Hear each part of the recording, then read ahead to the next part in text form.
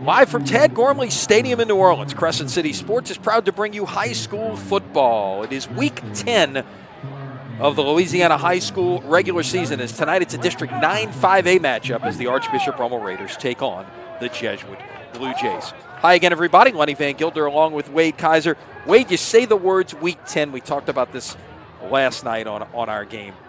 What does that mean to you, first of all? Well, week 10 is hopefully we're sitting in a position where we're going to be on a bracket for playoffs. These two teams here are tonight because of the obviously issues, I call them issues, with the LHSA and the divide. But week 10 always, to me, I looked at it from the standpoint as, number one, we want to finish out and have some momentum going into the playoffs. We want to make sure that we stay healthy going into the playoffs. And where are we going to fall in the playoffs? Well, you talk about momentum, and that's a great word because you've got two teams riding some great momentum off of Week 9 wins. Jesuit, a huge non-district win on the road at previously undefeated Hanville. Right. And last Friday night, we were at Jesuit Stadium for what was billed as the game of the year in this area, and it lived up to the billing. That doesn't happen very often. Let's take a look at the highlights of Rummel and John Curtis last week. If you didn't see it, there's no doubt you missed the game of the year in Louisiana. And a packed house at Jesuit Stadium was on hand. If you weren't there, hopefully you were watching. First play from scrimmage, Colin Guggenheim, 68 yards to the Rummel 12-yard line. Linebacker from Rummel just misses. He scrapes a little too wide, and Guggenheim makes him pay. I mean, Guggenheim can flat run. 3 plays later, Corey Rentz, 7 yards off the left side. Curtis with a quick 7-0 lead. Rummel would fumble, and then Curtis would make it 14-0. How about this catch by Javon Davis for the touchdown to make it 14-0? Well, there's only one place that Guggenheim could put the ball. He puts it right where Javon Davis could get his hands on it. What a huge catch. Yeah, on to the third quarter, you see the return by Donovan Kaufman. The face mask put Rummel in great field position and sets up this touchdown pass from Wickersham to Ivory Wilwright. Wickersham definitely played extremely well from about midway through the second quarter on through the second half. After a muff punt, then it's Logan Diggs. What a run this was. One play after that muff punt, and suddenly we got a brand new ball game. They had to get Diggs going, and they got him going in the second half. And there's a perfect example of it right there. Great run, great move in the secondary, and he's off to the races. And there you see the end of regulation, 14-all. We head to overtime. Rummel gets the ball first. Wickersham to Diggs on the wheel route to take the lead. Well, they're in man coverage. Nobody covered the back out of the backfield. Diggs just runs the wheel route down the boundary. Wickersham puts it right on the money, and that's the way they take the 6-point lead. Kick the extra point. It's 21-14. Now it's Curtis's ball. It's Guggenheim on the keeper around the right side. It's 21-20, and you see he immediately says to JT Curtis, let's go for two. And then here's what happens, the play of the game, the 2-point conversion. Guggenheim keeps it, and he is stopped short of the goal line. We will get another look at it, I believe, here, and that's it. Or you do get another look at Guggenheim trying to get in, and he is just stuffed short by a terrific Rummel defensive effort there. Yeah, Veer follow. He's trying to follow it back into the hole. They're basing it up front. They're getting a hat on a hat. Just didn't get a big enough crease. Great job by that Rummel defense stuffing it up and denying the 2-point conversion. So you've been in big games before. When you win a game like that, how hard is it? Both of these teams coming off a big win. Yeah. You got to get everybody talks about the 24-hour rule and that kind of thing. But how hard is it to get your team back down to earth, if you will, and get them ready to play the next game? It's hard. I mean, you got to pull, teeth that week during practice to get their minds, focused back on what's got to take place. But here's the deal. And I was talking with Coach Nick Monica down just prior to the game. I said, this is the Catholic League. The kids that grow up in the Catholic League understand what the next week is. So it's unique that coaches, kids can come off of a big game, maybe not feel any effects, understand what's at stake, and still play well. Jesuit Blue Jays taking the field. It's senior night here at Jesuit. Look, we've talked a lot about Rummel and what they've done. We saw Jesuit Week 5, the big rivalry game against Holy Cross. You talk about big games, and obviously that was big. The way Jesuit won that game late on the touchdown run by Grant Jordan. inside of 2 minutes to prevail in that one. They have been a much better team the second half of the season. You talk to the coaches, whether it's Mark Sandri or his offensive coordinator, Scott Bain's father, and the prevalent theme is this team is healthy now. Well, they're healthy, and Grant Jordan is playing lights out. And when you're playing lights out at the quarterback position, everything seems to open up for you on that call sheet. It doesn't dial things down because you start guessing yourself, can my quarterback make that throw on 3rd and 7 and you're trying to run a stick route on the boundary or something like that, and you're trying to throw from the opposite hash. No, I don't think I'm going to call that. I think I'm going to call this, and it might have been the second best call on your list at 3rd and 7.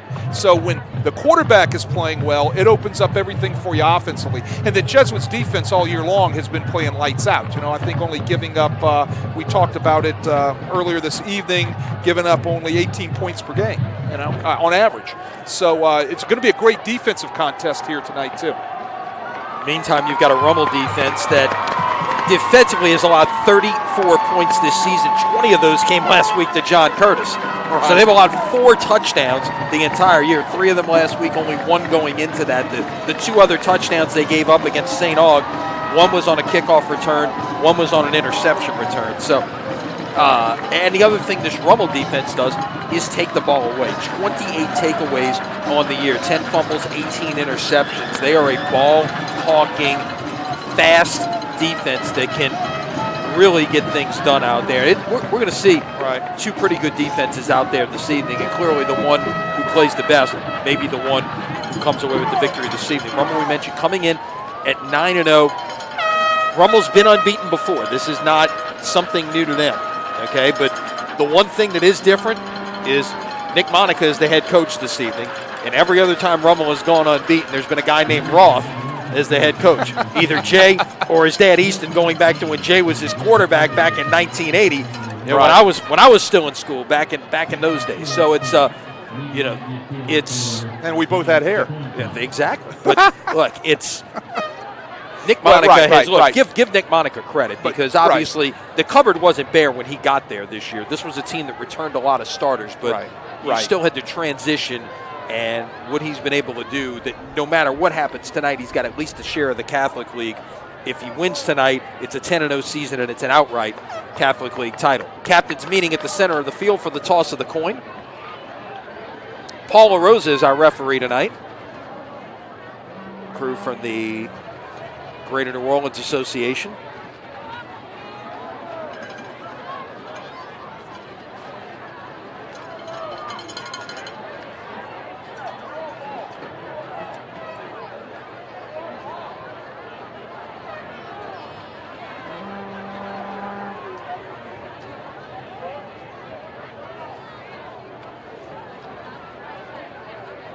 Pretty long discussion here for a coin flip here in Week 10, don't you think, Wade? I think we'd have all these things covered. I think they're explaining what heads is and what tails is. I don't know.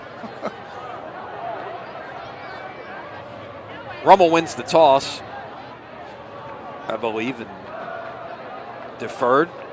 Either way, there was a deferral. Yeah, Rummel won the toss and deferred. Jesuit will get the ball, and they will go left to right to begin this game. And the other factor here tonight, Wade, and left to right, right to left will play a part. The wind is a big factor in this football game. Well, it always has been when it's blowing out of the north of this stadium because of the way the horseshoe works. That's one of the first things when I walk into the stadium. I look immediately at the flag, south end by the scoreboard to see which way it's blowing. And in a lot of instances, that made a difference on whether I knew I was going to be sky kicking into the wind or kicking deep with the wind. And it made a lot of decisions for me on directions of punts and things of that nature. So the wind will be right to left as you look at it. Pause for our invocation, followed by the national anthem.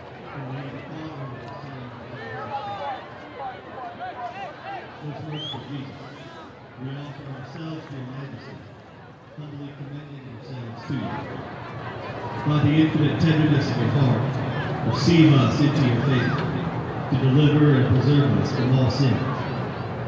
Direct our actions this night solely to your greater good, that through the prayers of the Immaculate Heart of Mary, we may honor you in all things. We make this prayer in your most holy name. Amen. Saint Ignatius of Loyola, Saint John Baptiste de la Salle. In the name of the Father, and of the Son, and of the Holy Spirit.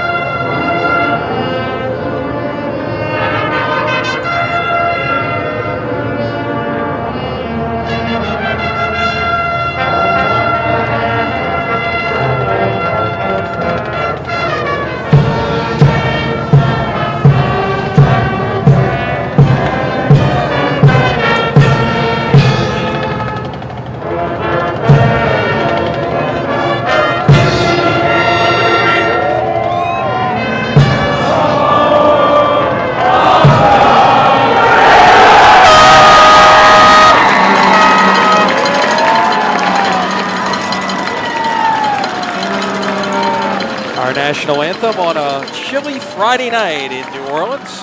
Game time temperature 53 degrees. It feels like 48. Goodness, we're inside this evening. Warm confines of the new press box at Tad Gormley Stadium. We've got one on either side here. We're in the newer one that was built in 1992 prior to the Olympic track and field trials. So, yeah, we mentioned the win, and that's going to play a factor. That's not just a kicking game, Wade. That is. It's a passing game. It's a passing game. It's a lot of things that come into play here. Rummel is going to play the first quarter with the wind at their back. Jesuit will be going into the wind for the first 12 minutes. Right, and it also affects your play calling. It affects exactly how, where the ball is on the field. And believe it or not, when you get down into the closer end of the horseshoe, that wind dies down there at about 20 in. Believe it or not. So if you're trying to kick extra points and stuff. You're okay because it gets blocked by the horseshoe end of Gormley. Besh and Lojadis is deep, waiting the kickoff of Patrick Vanderberg, who's got a pretty good leg, and you would think with this wind ought to be able to put this in the end zone.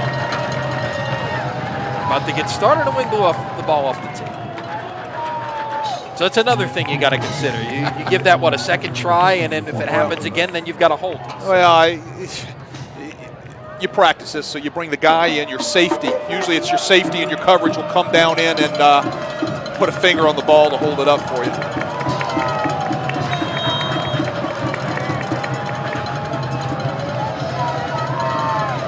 One more try. Vanderberg approaches.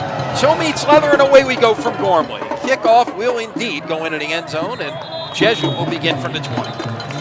We'll get our first look at Grant Jordan, the senior, 6'2", 190 pounds, a 55.7% passer on the season, 1,703 yards, 14 touchdowns against 6 interceptions. And what's been big for the Jesuit offense as winning the 4 out of the last 5 is they've got some of their receivers back, which were missing in the first half of the season. They're going to come out 5 wide receivers, in fact. Did a lot of this last week against Hahnville. Empty backfield, and Jordan is a threat to run. He'll throw it on first down. Step up and take a shot deep and incomplete, intended for Preston Bergeron, the junior. Well, if they go empty and you've got Grant Jordan still in the backfield, the whole running game is still on the table. Everybody thinks just they've gone empty just because there's no running back in the backfield that, oh, well, you know, they can't run the football downhill. Well, Grant Jordan is as good as any tailback, so they can still run the football downhill. Rummel was trying to substitute. Let's see, now we've got whistle stopping play, and Rummel will call timeout before the play can get going. So a little bit of miscommunication there. Jesuit came to the line, Rummel was trying to substitute, and Nick Monica will have to burn his first time out just 7 seconds into this one. Which gives us a chance to remind you that Crescent City Sports Prep Football presented by Ye Olde College Inn and Rocket Bowl. College Inn, a true New Orleans farm-to-table restaurant, open Tuesday through Saturday for dinner, and home of the New Orleans Prep Sports Hall of Fame, and one of Wade's favorite restaurants in America. Yes, it is. Hamburger steak, say it all the time. I don't get there enough. I mean, I need to talk my wife into going to eat there more. You're in the neighborhood. I'm not sure how late they serve on Friday night, but post-game meal would be a possibility. I need to check out the music right next door at Rocket Bowl tonight. So here we go again on 2nd and 10. Now it is Jordan on the keeper.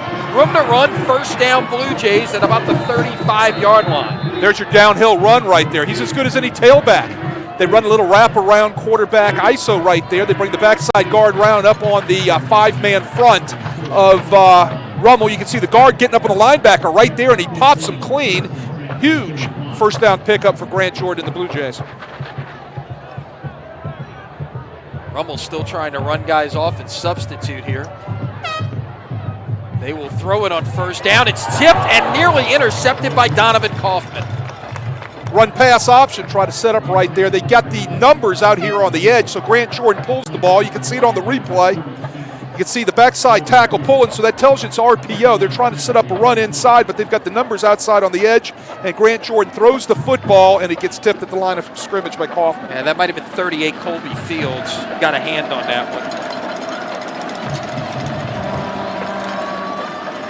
On 2nd down, Jordan down the seam, throws, tip, ball batted in the air twice. Once by the receiver, once by the DB, and it finally lands harmlessly to the turf. It is 3rd down. You know, in all my years of coaching, the back end of the Rummel defense is one of the best I have ever seen. All 4 of those guys can flat play. You know, and right there was a great look by Smooth, making a huge play right there on the receiver running down the seam. And Smooth's been at this for a while. Yes, a little bit later on, we'll look back at the game when these two teams met 2 years ago, as that's in the flat, complete, and coming up just short of the first down is Jack LaRiviere, the sophomore, about 2 yards short of the first down, and a little dump-off pass by Jordan. It's 4th and 2, and let's see what the Blue Jays will do here. Looks like they're going to send the punting unit on. That was Jack LaRiviere. He's been getting some call, getting the ball tossed out to him lately in the past couple of weeks. He's a backup quarterback that they've moved into an H-back / tight end type of position, and they've been trying to get the ball in his hands. He has come on strong and has been a huge threat for a lot of defenses in the past 3 or 4 weeks. 4th and 2. Looks like Rummel's in a punt-safe defense here. They will run the fake, and they will get the first down. Interesting play right there, Wade. A little shovel pass, and Dennis Doherty, the linebacker, will take it in. Let's get another look. Here's a snap, kind of low, and then there's the toss. Shuffle forward. That is a pass. Huge pickup. Love the call, love the position on the field. Rummel's in a safe defense right there, or a safe return look, but Jesuit goes ahead and runs the fake with the shuffle pass. Huge momentum swing as we're 10 minutes. Clock in the first quarter. Give it away on first down. First true run we will see tonight, and that is Raider Jackson, the senior running back, just 5'6", 160 pounds, but he plays a lot bigger than that. 366 yards on the ground this year, a couple of touchdowns for Raider. He'll check back out here after a gain of about 1.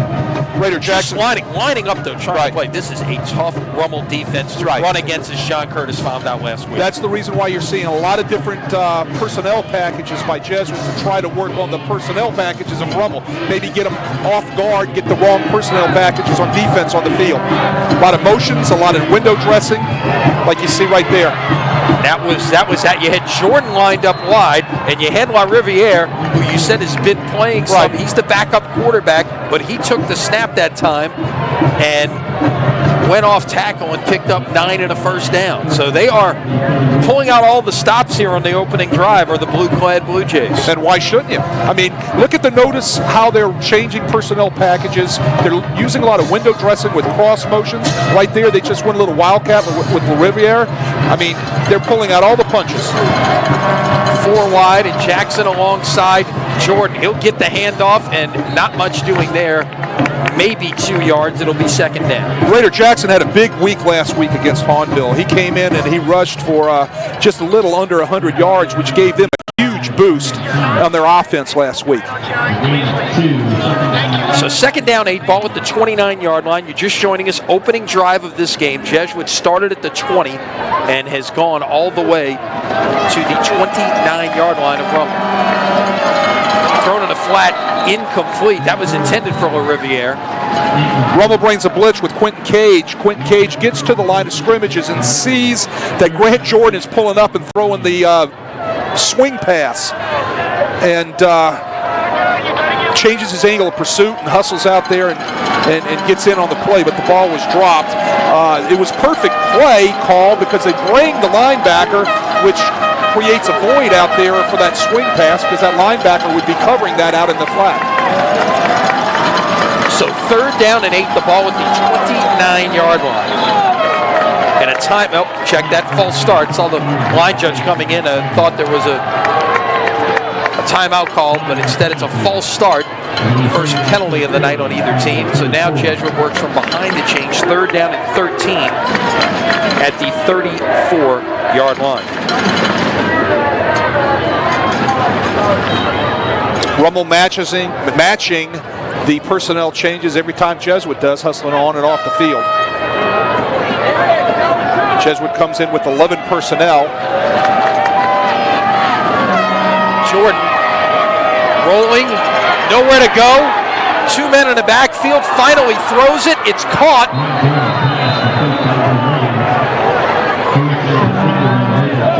That was Jackson on the dump off, but he is about 5 yards short of the first down. It's going to be 4th and 5, and let's see what happens here. Well, Quentin Cage does a great job scraping to contain the sprint out of the quarterback, Jordan. Does a great job, and he can close like a missile. And he closed in on Jordan. Jordan just threw the thing up in the air with a kind of a hope, and Jackson comes down with it. Jesuit's going to go for it on 4th and 5. Jordan will scramble, throws on the run, incomplete, and Rummel gets the stop on downs, but they were tested pretty good there by the Jesuit offense, Wade. Well, they had a nice, a combination of run pass right there. They throw in the fake punt, which was outstanding. And then, as you notice, the way Grant Jordan kind of directed things right there, he makes things happen on that offense, whether he's running the ball or he's having to evade the rush to get the ball off on a pass and find a receiver. He's going to be the guy as the evening goes on, is whether or not Jesuit's going to be able to put the ball in the end zone offensively.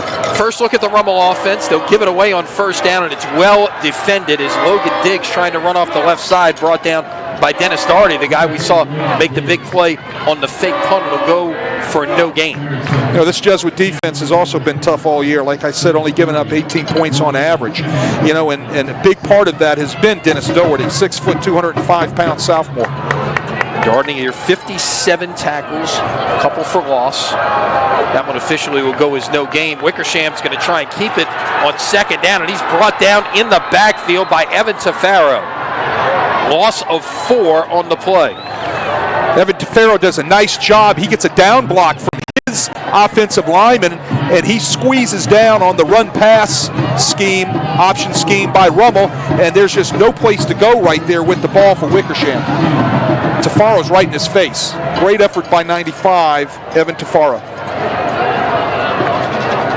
So it's a long third down here for Rummel on their opening possession of the night. The line to gain is the 36-yard line. Wickersham will step up, throw, batted. Now check that. It's caught. And Ivory Willwright on a catch will get about 6. Pulled it back down. I thought I saw the ball go in the air there. Right. He pumps. He steps up. Does a nice job stepping up into that pocket. Great job by the Rummel offensive line. Pumps the ball, and there's Willwright standing right off to his left in the flat, and he dumps it out there to Willwright. But he just had no place to go. The coverage was all over him before he could get going.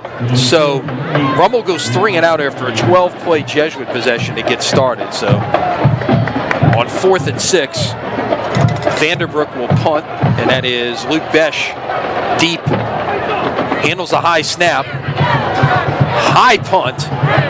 And Besch will get away from it. That takes a great bounce for the Blue Jays, and it'll be down to the 45-yard line. So just 27 yards on the punt.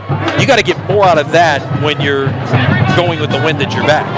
You got to get more out of that, and then on the other end, the guy's got to catch the punt. You just don't let that thing hit the ground. Get your hand up, get up underneath that thing, and make sure you catch that football, because even though it got a Rummel bounce right there, that thing could have easily popped on the ground and gone another 20 or 30 yards further into Jesuit territory. All right, so each team a series now in the books. Let's see how the offenses and the defenses adjust from what they've seen early on. Jesuit takes back over at the 6:04 mark. Give it away on first down. This is the second running back. That is Jalen Williams, the junior, on the carry. Nice formation by the Blue Jays right there that time. They're in 12 personnel, 1 running back, 2 tight ends, and they take their 2 tight ends and they're setting them off of the hip to the point where they're trying to create an edge to be able to outflank the Rummel defense. They run inside zone right there, and it's a nice little run, nice little pop by Jalen Williams. Gets a first down on the gain of 10. He'll carry it again, and again with a big hole, gets another first down. Out past the 35 to the 33-yard line. Watch the backside guard tackle pull Hiller on the counter. There's 1, there's 2. Right there's the kick out, the seal. Nice crease right there for Williams. So a couple of quick first downs here for the Blue Jays. They play it from the 33-yard line. Give it to him again. Why not? Jesuits also coming out with that 12 personnel and tackle over. They're bringing the tackles over to the strong side and leaving backside the 2 tight end look set off of the hip and the wing, which is something a little bit different. We didn't see this out of them earlier in the year. After the gain of 2, we got an injured player, so a break in the action here. I believe that's number 74, Dalton Baglio, their left guard, the son of Troy Baglio, the defensive coordinator, defensive line coach from Jesuit. This is an all-senior defensive or offensive line for Jesuit. You got a lot of seniors on this Rummel defense as well. The one place that really not much Colby feels about the one starter out there that is not a senior. Well, and that's a lot of experience, right? And you were asking me about coming in, having an effect of a big game the week prior, and I told you, and I had talked to Coach Monica prior to the game. I said, the thing you depend on here is your senior leadership. They've all played in the Catholic League for 3-4 years. They know how to handle these type of pressures, these type of situations, which is a unique situation from anywhere around this state. No question about it. because week in, week out, you're getting your mettle tested from top to bottom in the Catholic League.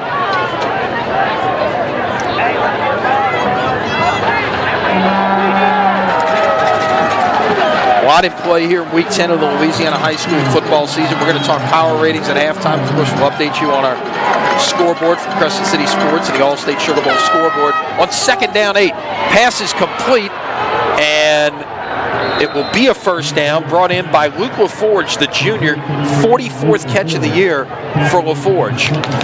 That will move the chains. Well, LaForge is one of the team captains, and he comes in not playing the first half of the year, and what a huge boost it's been in the second half of the year for the Blue Jays to be able to have that huge target out there to be able to throw to.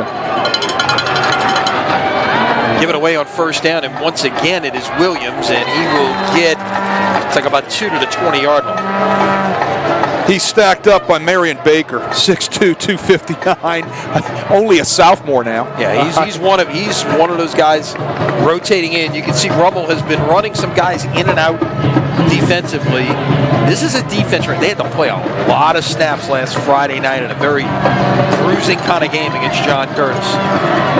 Pass incomplete. It'll be 3rd down and 8.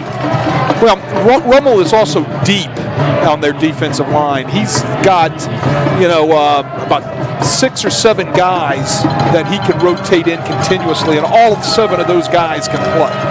So when they get into their 3-man fronts, their odd fronts, or they get into their 4-man fronts, their even fronts, he can easily match up with what is going on that Jesuit gives them personnel-wise. So a big 3rd and 8 empty backfield, 5 receivers, 3 to the bottom of your screen.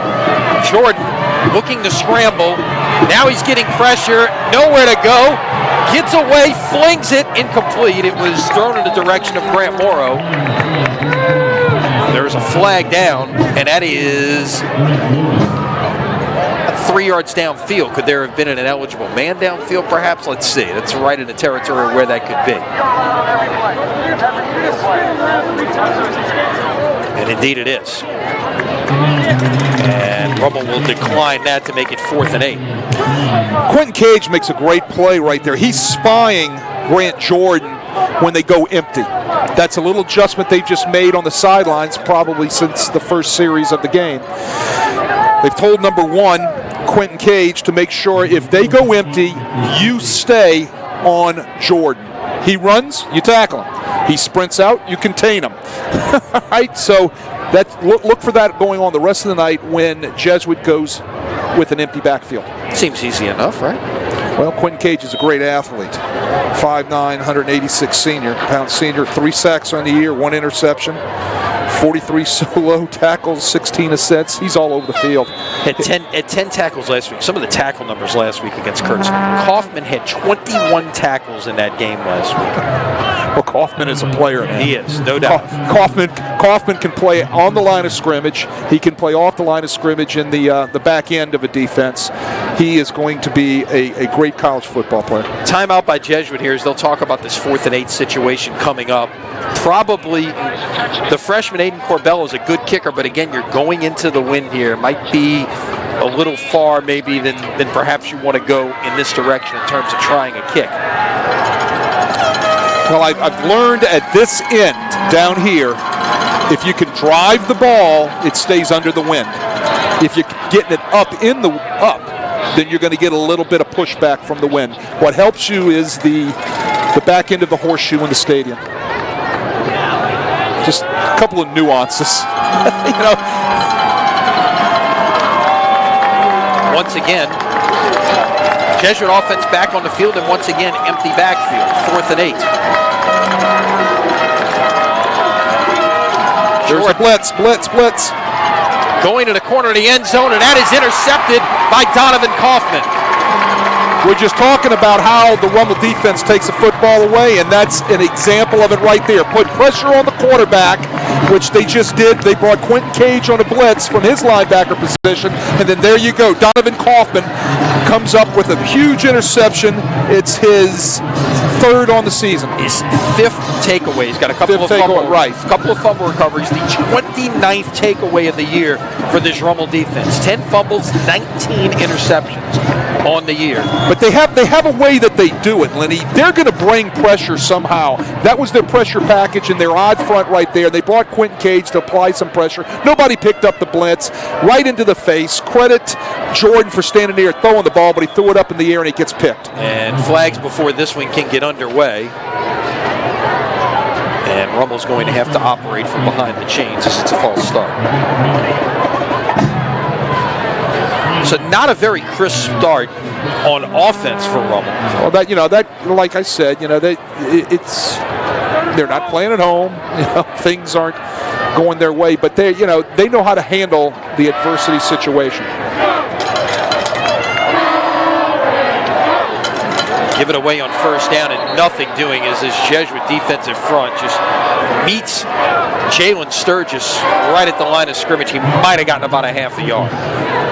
Those 4 defensive linemen, and right now they're in their 3-man line package, or those 3 guys that are on the field are as good as anybody in the state, especially number 90, Sonny Hazard, 6'2", 285. He draws doubles and triples every Friday and Saturday. And if he's drawing doubles and triples, that means that those linebackers are active and they're stepping up and filling holes. Like right there, he just drew a double.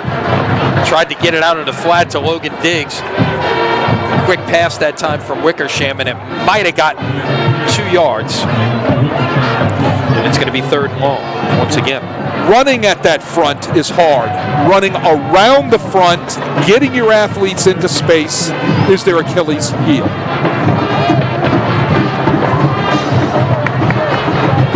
Third down, 13, the ball at the 17-yard line. Line to make is the 30. For Rummel in a scoreless game here late in the first quarter. Wickersham, step up in the pocket, throw complete to Ivory Wheelwright, first down Rummel. First one of the game for the Raiders. Wickersham makes that happen right there. He steps into the pocket, then slides out to his left to get himself some throwing room and evade that Jesuit rush, and puts the ball right on the money to Wheelwright for a huge pickup. That was all Wickersham making that play. Gain of 22. Rummel is a little more favorable field position as well now at the 39-yard line. We have flags for this can get underway. And it's a false start against Rummel. Looks like one of the offensive linemen flinched. I think he said he was cold. I can see why. We spent a little bit of time down there pregame. It's probably gotten colder since then. So once again, it's always the 10th game of the season that's the coldest. It seems like every year that front comes through on a Thursday night or a Friday morning, and it's frigid on Friday night. Here's Wickersham trying to run with it. He will break away from Hazard and get almost all of the penalty yardage back. Don't think that was designed. I think he just looked downfield, saw nothing was over, and decided to take off. He took some huge hits last week from the John Curtis defense. So, I don't know how many huge hits he can take tonight by a just as physical Jesuit defense. Second down 11, the ball at the 38-yard line.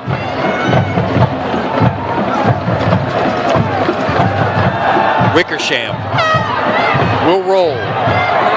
Now under pressure, throws incomplete. The pass was high. That was in the direction of Keith Robertson, the junior.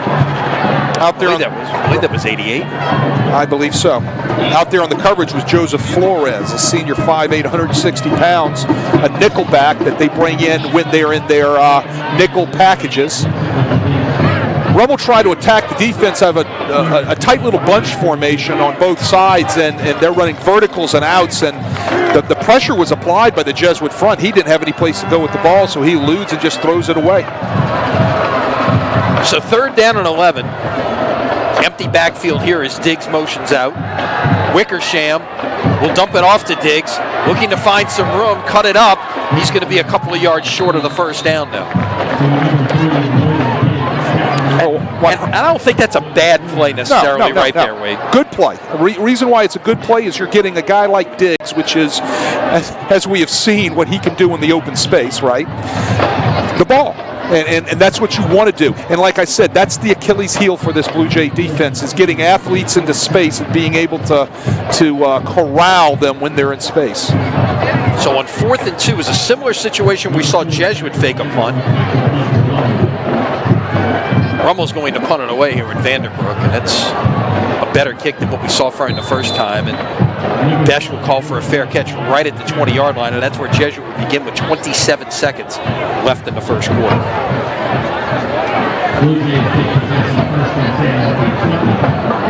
Well, you got two pretty good defensive football teams going at it right here in the first quarter. I mean, they're, Ben not breaking, putting each offense into some sort of adversity situations. I can remember back in the day, and you can too, Catholic League football, it was defense versus defense. No doubt. 14 win a lot of games back in the day in the Catholic League. I was going to say 7 won a bunch of games. Yeah. Trying to get to the perimeter, that was Jackson, and Rummel's defense just went right with him there. Well, that shows you the speed of the guys in white right there. Those guys can flat run on the perimeter, and that's what I was saying about the back end. The corners, the safeties, the strong safeties, the nickelback when he's on the field in their nickel packages. These guys can flat run you down. It's hard to get outside unless you have matching speed to be able to gain a lot of yards out on the flank. I think the place you've got to attack, Rummel, is where Jesuit has done it so far in the first half, is running directly at them. 12 minutes in the books. Nothing has changed from where we started. After 1 quarter of play, it's Rummel nothing and Jesuit nothing. We'll be back with more in just a moment. You are watching high school football from Crescent City Sports.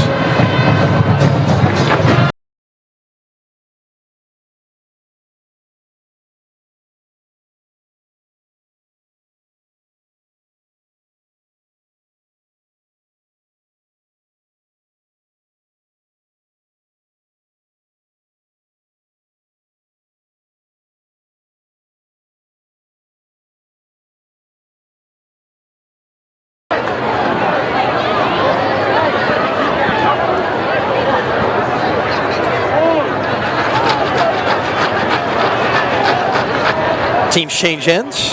We get set for the start of the second quarter of play. Here from Tad Gormley Stadium, New Orleans City Park, on a chilly Friday night in New Orleans. Jordan's going to take a shot down the field on second down. And Besh was man-to-man, running stride for stride there with him, was Malik Woodery.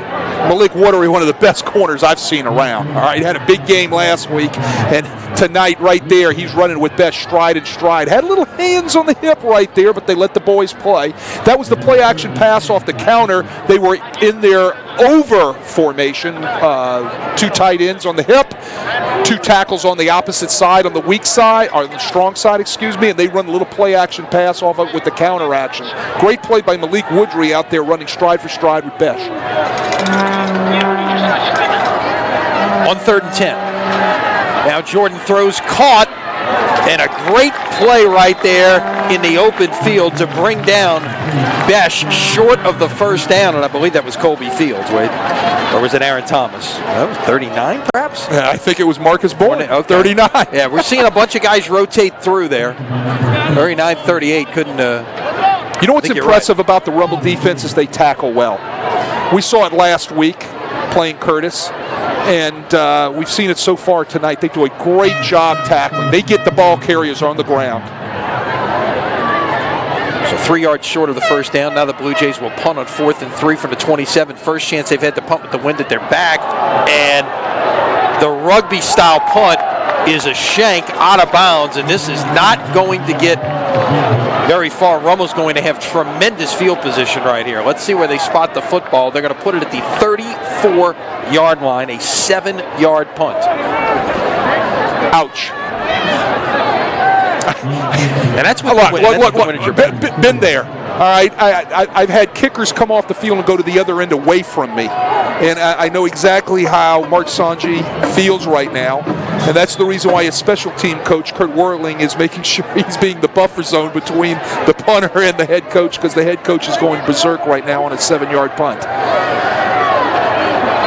And I think every series of downs that Rummel has had, they've had to operate from behind the chains. And once again, a penalty on first down. And Nick Monica can't be happy about this at all. Right? Well, the lack of mental execution. Well, you know, what ends up taking place is at halftime he'll turn over a water tail or something. But, I mean, you know, he's going to have to get their attention somehow. Sure. On 1st and 15, this is Diggs trying to get to the edge on the left side there, and got about 3.5. So be second down, and they'll call it 3, a gain of 12. That was Max Jubenville, I believe, getting out there onto the edge. Their Mike linebacker. He's the Jesuit tackle leader. 5'11", 205 pounds, comes in with 37 solos and 30 assists. He's a fine linebacker. He's been starting for the past 3 years. He played a bunch, and started some as a freshman for the Jays. Wickersham, pass is complete. You know, Wickersham does that real well. Catch the ball, throw the ball. Catch the ball, throw the ball when he's in the gun. That's the quick throwing game, getting it out there on the slants, the hitches, and things like that. Jesuit has given a ton of cushion out here on the edges, so look for the quick passing game to become really prevalent, especially as they're throwing into the wind right here. It's like they spotted the football at the 29-yard line, a gain of 7, so it's going to be 3rd down and 5. You know, another thing the quick throwing game does for you is it takes away some of that pass rush. Slow that down. Slows it down, yeah, exactly. Slows it down. Wickersham tried to do it again. It was covered. Now he's going to try and turn it up inside. There is nowhere to go as that Jesuit defensive front led by Sonny Hazard just closed that hole. A loss of 1, and it's 4th and 6, and you're really in no man's land here, Wade. You have to go for this, I think. Yes, you do. You're going to have to go for this because I don't think you can kick that. Sonny Hazard's walking around holding his left shoulder right there. His arm looks like it's a little bit lipped on I said left side, maybe his right side. Looks like they're yelling at him to come off the field, but he's shaking his head. He's not coming out. He's not coming out. Commonly known as a stinger. You've heard that term before. So 4th and 6, Rummel will go with the bunch formation. Wickersham will step up and throw. That is caught for the first down, and that was Tyler Cook, the junior. A big-time catch there over the middle for a gain of 12 and a first down. Well, Wickersham threads the needle with that because all over that were the 2 safeties, Jack Stuckey and Austin Robert. They're all over that, and Wickersham puts it right on the target and puts some mustard on that football to be able to get that completion. What a great throw by Wickersham. So in the red zone here from the 18-yard line, and just that quickly back out of the red zone as a tackle for loss. That was Sturgis on the carry. And I think that was Evan Tafaro on the tackle behind the line of scrimmage. And as a coach, this has got to frustrate you, Wade. This has been, I think, every single series of downs for Rummel tonight, be it by penalty or be it by a loss of yardage, they have had to operate from behind the chains. On 2nd and 14, Wickersham will put it down, go, makes one man miss, still running. Took a huge hit but hung on to the football and is brought down at the 16-yard line. And it's going to be 3rd and long. Well, he took it right in the chin. And he's getting up gingerly. He took 2 or 3 hits last week right into the chin too. So he's got to be feeling some of those effects. But what I'd like to see Rummel do is get rid of the ball a little bit quicker. They're trying to play a little of the RPO game and trying to throw the ball down the field. They're trying to throw the counter, run the counter game and those sort of things. I'd like to see Wickersham just catch the ball and get rid of it like he did about 4 or 5 plays ago. 5 wides. Wickersham across the middle. That is Coy Moore. First time we've called his name tonight. Inside the 10 and down to the 5-yard line. And I like that play call right there. Where you get the ball in the hands of your playmakers, and Moore with the nice catch and run, it's 1st and goal. Well, he gets rid of the ball fast. They bring the Coy Moore underneath on a little mesh route. They brought somebody from the backside across to kind of put a little movement on those Jesuit linebackers as they're watching the crossing routes underneath, and he dumps the ball off to one of the fastest guys on the field tonight, Coy Moore. Rummel came out in 5 wide. They put Diggs out wide. You had Diggs and Moore to the same side, and your other 3 receivers to the other side. Well, it's a huge mismatch. Now this is Diggs on the carry. He's tripped up in the backfield, and again, will lose yardage. See where they spot this way. It looks like they're going to put it all the way back at the 9-yard line. I thought his forward progress was further than that, but he might have given it up. Hard to run the ball outside on this Jesuit defense. Like it's hard to run the ball outside on the Rummel Raider defense. The place to attack is downhill. If you're going to also get the ball outside, you need to throw it out there. Get it out there into Coy Moore's hands, or put Diggs out there in formation and twins like we've just talked about a second ago, and get the ball out there quick and let them work one-on-one with the guys in blue. Now trips to the bottom, stoppage here, and false start against Rummel once again. That's the 3rd or 4th one tonight on the Raiders. So now it's 2nd and goal back at the 14-yard line. And in a situation where you're going to throw the ball, this might not be the worst thing sometimes. They have a little more room to operate your offense as opposed to a confined space. I know you'd rather be closer, of course, but if you're going to throw. Now Wickersham steps up, throws, touchdown. Keith Robertson on the 14-yard touchdown catch, and Rummel strikes first. He's wide open into a post route. Safeties had vacated the area. He had a trailer behind him, but he ran away from the trailer, and Wickersham steps up with decent protection that time and puts the ball on the money for the first score of the night by the Raiders.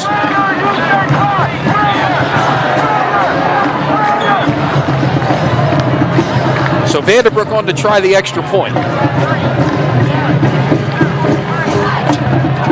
Nice job by Cook, handled a high snap there. Kick is on the way, and it is good. And with 6:27 remaining here in the 2nd quarter, your score, Rummel 7, Jesuit nothing. Take another look at the touchdown, Wade. Here it is. It's all Wickersham again. Watch him step up. Good. Starts with the protection, steps up into the pocket, and you can see right across the middle of the screen, you can see Robertson splits the safeties. He's wide open for the post route right in the middle of the end zone. Great throw, great catch, 6 points, Raiders.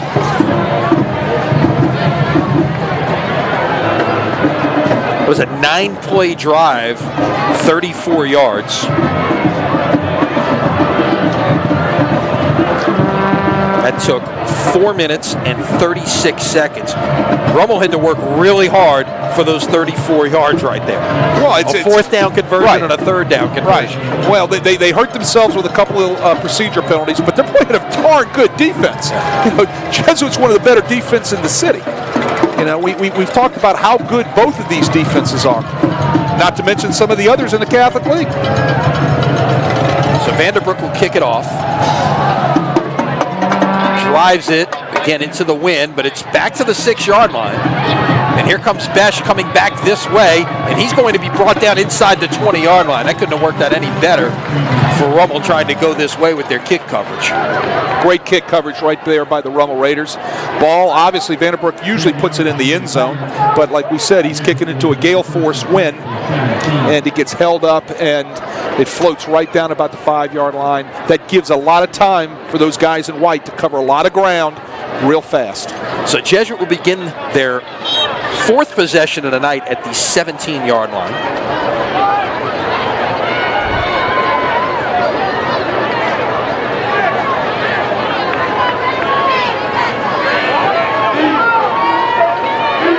Jordan on the rollout will throw and overshot his receiver, Grant Morrow, it'll be 2nd and 10. They're running a combination route on the boundary. They're trying to clear it out with the number 1 receiver on the boundary.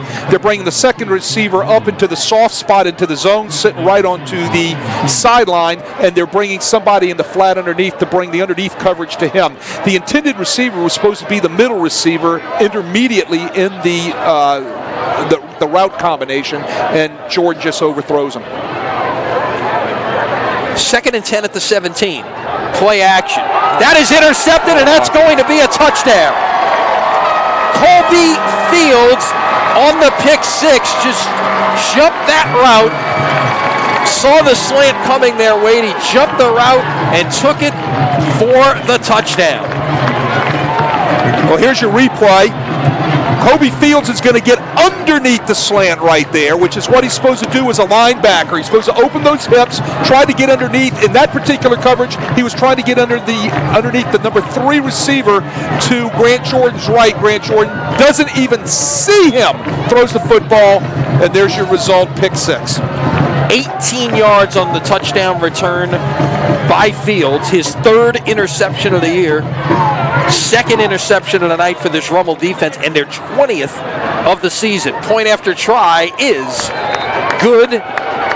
Rummel has scored 14 points in 19 seconds.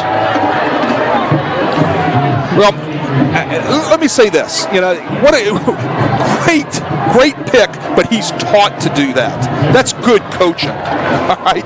Colby Fields sees the quick passing game. What does he do? He's supposed to get on the inside hip of either the number 3 or number 2 receiver as he drops into coverage, and he does it quickly and real fast. The ball's thrown right in his hands. But it all starts with his drop and his read, his keys, reading his defensive keys. That's good coaching. Young man's taught right, and he executes it well. So Rummel got on the board at the 6:27 mark on the touchdown pass from Wickersham to Robertson. And then 2 plays after the kickoff, the pick 6 by Fields. It's a 14-0 game. You said 19 seconds? Is that what you said? 19 seconds. Woo! Well, that's what a good defense does for you right there. It gives you points quickly and off of turnovers. Again to the 5. Besh trying to get to the near side here. We'll get this one out past the 20 to about the 21-yard line. You can see right there the kickoff team running down the field. So, most coaches take a lot of their best players and run them down the field on their coverages, right? Did you see the team speed of the guys on the white right there just converging on that ball? That really shows how fast, as a team, the Rummel Raiders are.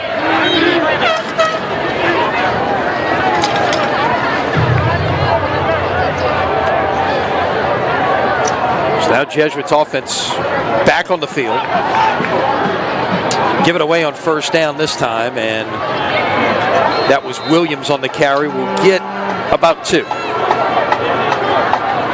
Right there, they run it right back into the teeth of that Rummel defense. Nowhere really to run inside.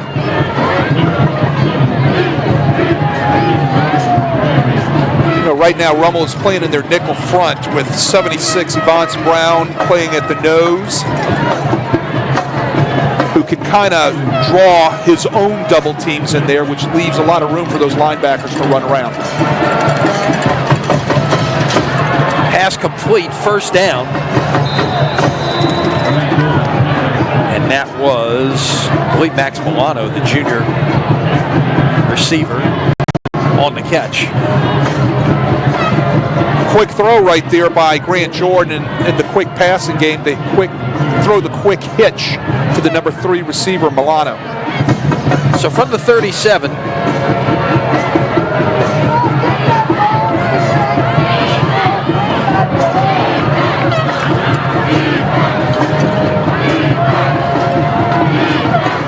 quarterback draw this time from Jordan. That looked like a design run all the way, and he is brought down after about a 2-yard gain. That looked like Kaufman on the hit there. And a flag comes in. Remember, Jordan is as good as any tailback now. So they run the counter play, quarterback counter. They pull the backside guard and tackle. They run the gap play side. They block down, gap, try to get a kick out and a seal.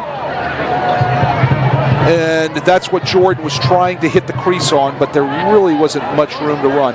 What's helping is the penalty on Rummel. Let's see what the call is here.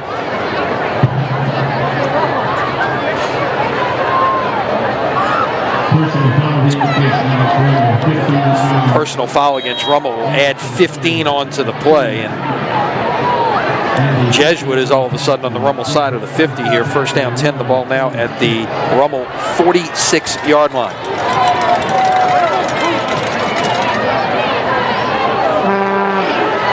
Not much doing on first down, maybe about 2. There's about 5 Rummel defenders met at the ball there to take down Jalen Williams. Well, the guy that helped out a lot was Corey Smooth coming up from his safety position to come down into the box and make a huge hit right there.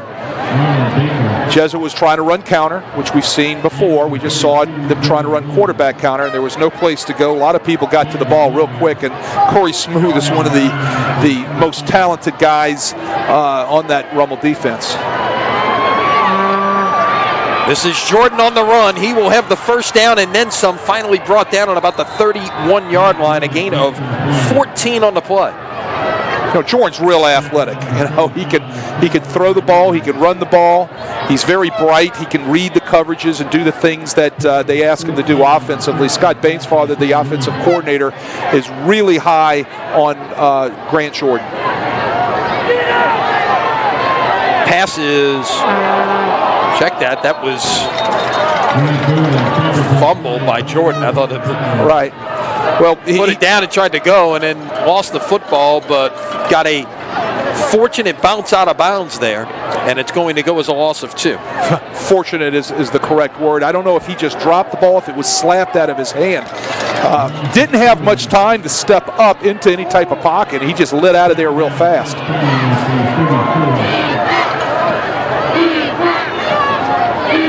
Jordan's pass, incomplete. It'll be 3rd and 12. I believe that was in the direction of Besh. And that was Gavin Holmes on the coverage right there. 5'11", 149-pound senior corner. So it's 3rd down and 13. Jesuit needs to get to the 21, and again, you're in kind of this no man's land here, Wade, where this is four down territory. Absolutely. Here comes a blitz. And he's finally brought down for a sack, and that was Jordan Williams, the senior defensive lineman. 6th sack of the year for Williams. He was huge last Friday night against John Curtis. Yes, he was. He is an outstanding defensive end, 6'1", 239-pound senior. And he just came up with his 6th sack. But it started with Quentin Cage on the blitz, which flushed Jordan out to his right, and sitting right out there was Jordan Williams that just got off of the tackle with a great move to sack Jordan. The sack now set up the punt a little bit better, and that will roll into the end zone for a touchback. That just kind of trickled along the sideline for about 15 yards there. At any point, that could have taken a kick right, and it just rolled forward into the end zone for a touchback. Well, the thing that I just noticed was the Rummel punt return unit was again in their safe return, and they stood there and were waiting for a fake like they had in the first quarter. So Rummel will begin at the 20 here with 2:37 remaining in the second quarter. Crescent City Sports Prep Football presented tonight by Loft 18, the premier interactive sports bar and grill located at 3128 Metairie Road. Play simulated golf, baseball, football, dodgeball, and more. Or catch the big game on the big screens. There's a big game tomorrow, I think. All while dining or enjoying your favorite cocktail. Simply go to loft18.com to reserve your very own stall today. Is that a big dodgeball game tomorrow? It may be a big dodgeball game, but I think there's a big football game as well. Pass complete on first down to Coy Moore near side. First down, Rummel. It's good to see Coy Moore get the ball in his hands.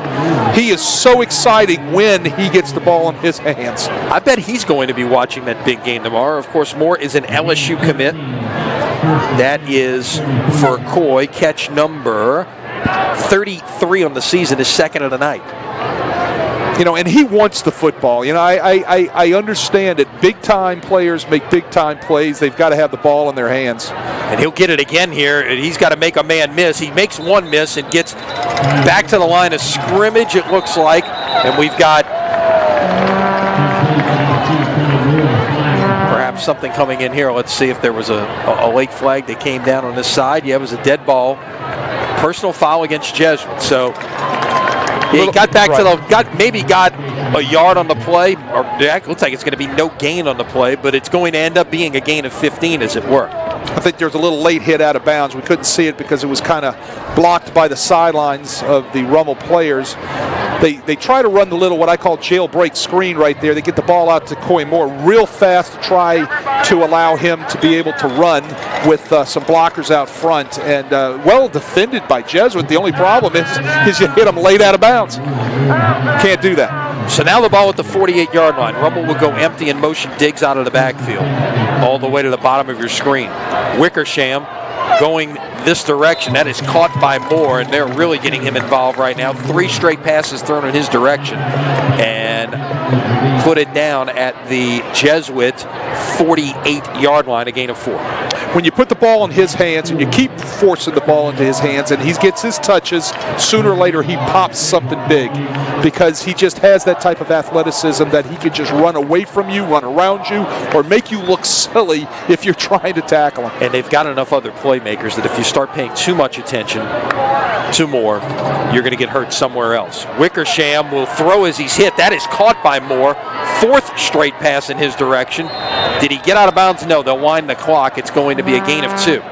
We saw that same play back a couple series ago where they were running mesh underneath. You know, you could run any combination of meshes where you're trying to get what is called a rub route underneath to get the linebackers to cross each other and free up one of the receivers that should pop loose. Well, Coy Moore popped loose right there. Ball got into his hands, but it was a great job by the Jesuit defense on the rally to be able to go over there and hold him to a limited gain. It's going to be 3rd and 4 after the Rummel timeout. Gives us a chance to remind you that Crescent City Sports Prep Football brought to you by Gibbs Construction, a leader in the construction industry in Louisiana and the Gulf Coast for more than 35 years, transforming dreams, visions, and plans into reality.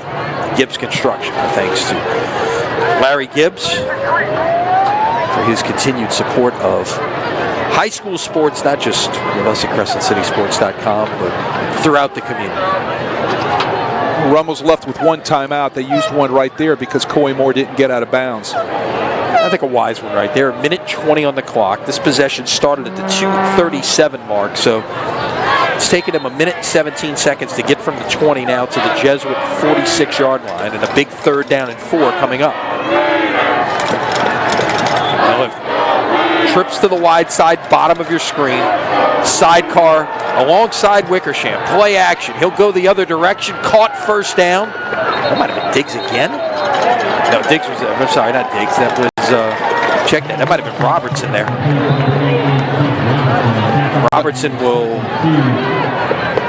Robertson runs the speed out. That's what he runs. He gets the sticks, runs the speed out right there. Credit Wickersham again for putting the ball on the money. They're going to call this incomplete. They got together and they changed it to an incomplete pass. I don't know if it was a juggle situation. Did somebody throw a red flag? The officials talked about it. Let's see if we can see it on our replay here from our angle. There's the speed out right there. He's getting the sticks. Just really couldn't catch it right there. So now 4th and 4. And look, when you're Rummel, you've got this kind of defense. This is what you do right here. You got to punt and play defense right now. You've got to punt the football. You're up by 2 scores. Don't give Jesuit a short field. Now a flag, and that'll be a delay of game. Flag. No play. Delay penalty.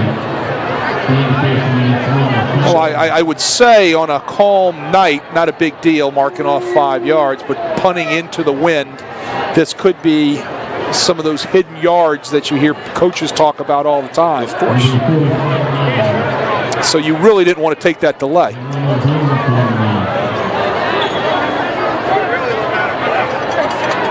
And coming up at half, catch up on scores, look at those power ratings heading into Selection Sunday.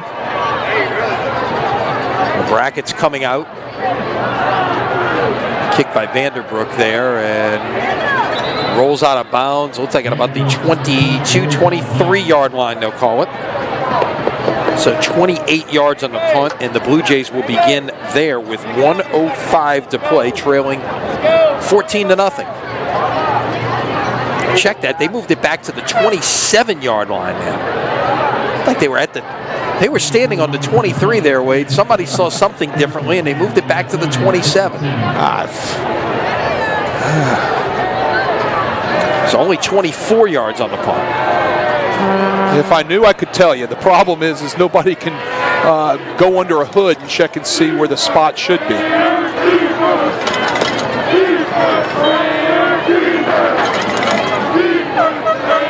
Four wides and a back with Jordan. Pass is that intercepted? I believe it is. Let's see if they call it a catch or an incomplete pass. And I believe they may have called it incomplete. Sean Grimes thought he had it there, Wade, and was not happy about it. He thought he got down with the ball. It looks like on the replay he might have come down with that football. Now we can't see his feet from our view here with our camera, but it looks pretty darn close that he got a foot down on that boundary. I'm going to go ahead and call it an interception, but I don't count.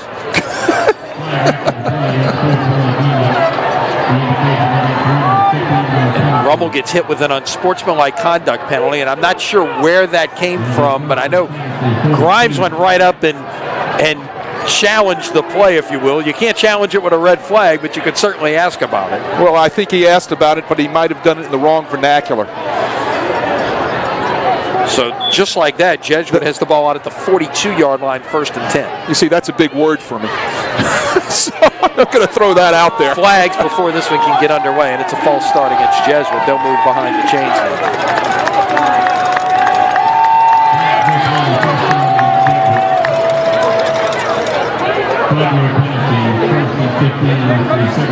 So put it back to the 37-yard line, where it will be 1st down and 15.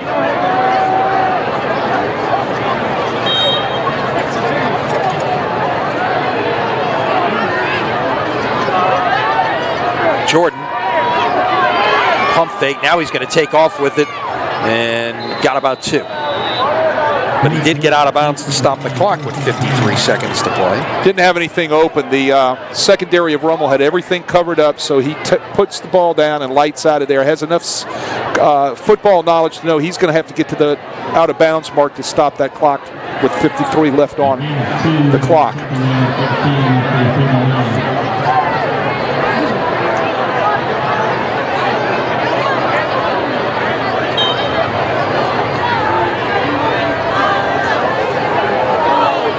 A 2nd down right here would be a time where he would take a shot down the field. Sticks plus more. Getting some time now, drags a guy across. It's complete. That's Besh. He'll get out past the 50 to about the 47-yard line, and that's going to be a 1st down. Rummel just bails out in their coverage, leaves everything open underneath. Besh running across the middle at about a 15-yard drag route, wide open. George looking downfield to take that shot. Nothing open, just dumps the ball off to Besh, who has good speed, gets out of bounds, picks up the 1st down. Jordan on 1st down, throws this way, caught again by Besh and out of bounds. They'll put it short of the 1st down at the 38. I thought he had the sticks, but they're going to move it back a yard. It's going to be 2nd and 1.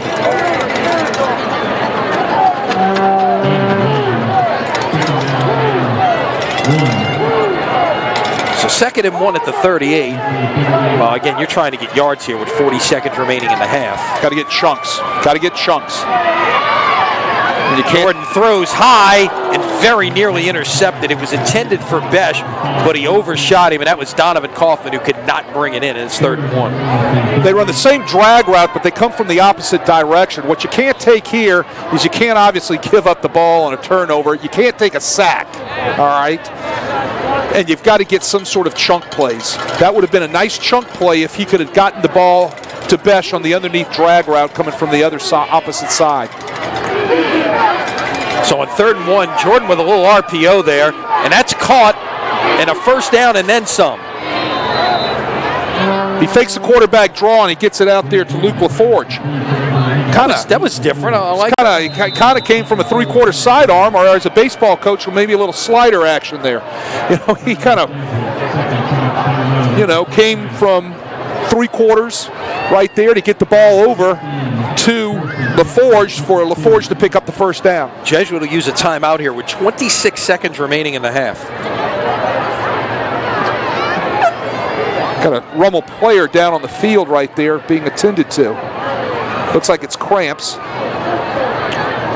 As they work on him, another chance to remind you that Crescent City Sports Prep Football, presented by Oft 18, the premier interactive sports bar and grill located at 3128 Metairie Road. Play simulated golf, baseball, football, dodgeball, and more.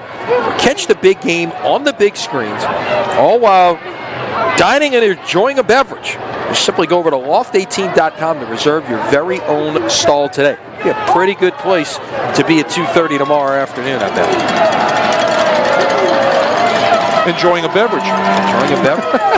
Or some food. Our thanks to Greg Whitman and everyone at Loft 18 for their support of tonight's webcast.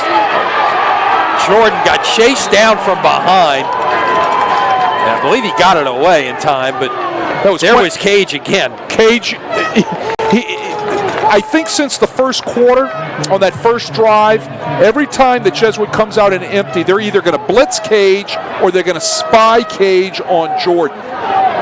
That time they blitzed him off the edge. Came from the opposite side from the way Jordan was sprinting out, and you really saw his speed chase down Jordan and pull him to the ground. Jordan just got rid of it in the nick of time. I mean, you can see the speed. These guys from the linebackers all the way back to their free safeties in the back end of the defense, these guys can flat run. There's a reason why people can't score on them. Again, the defense has allowed 4 touchdowns this season, 3 of them last week against John Curtis, 1 of them the week or 2 weeks prior to that against Holy Cross, and they've had 30 takeaways this year, which we've seen evidence of tonight. Already 2 here in the first half. Right. 16 seconds, 1 timeout. With that 1 timeout, that gives Jesuit some options of things that they can do. And again, with the wind at their back, a field goal is in play here. Corbella's been pretty good this year. Jordan's got nowhere to go. Finally throws it up. It's caught.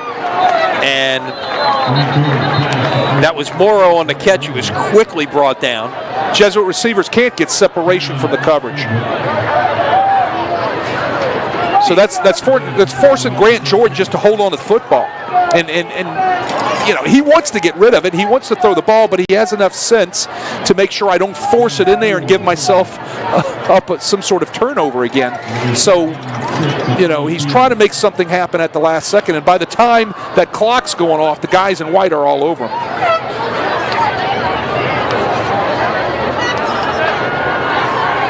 So on 3rd and 6, with 8 seconds remaining, looks like Jesuit is going to send the field goal team out. And the freshman Aiden Corbello,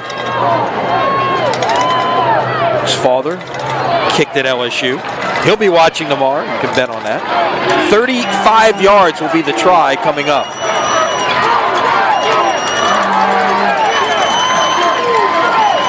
Kick on the way. It is no good, wide right. Smooth got a great rush off the edge that time, I think, or it might have been Kaufman there. But I think it was Kaufman, but even though that looks close, it's not close. If the timing is down, the snap is down, the kick is off in the around the 1.2, 1.25, it makes the rush look close, but the kick is away and it's gone.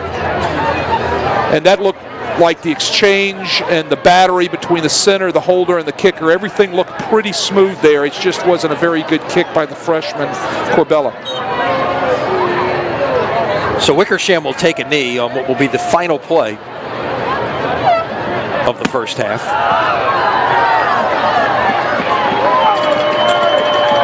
We're seeing some pretty good defense on both sides here this evening. At halftime, your score, Archbishop Rummel 14 and Jesuit nothing. A lot to get to at halftime.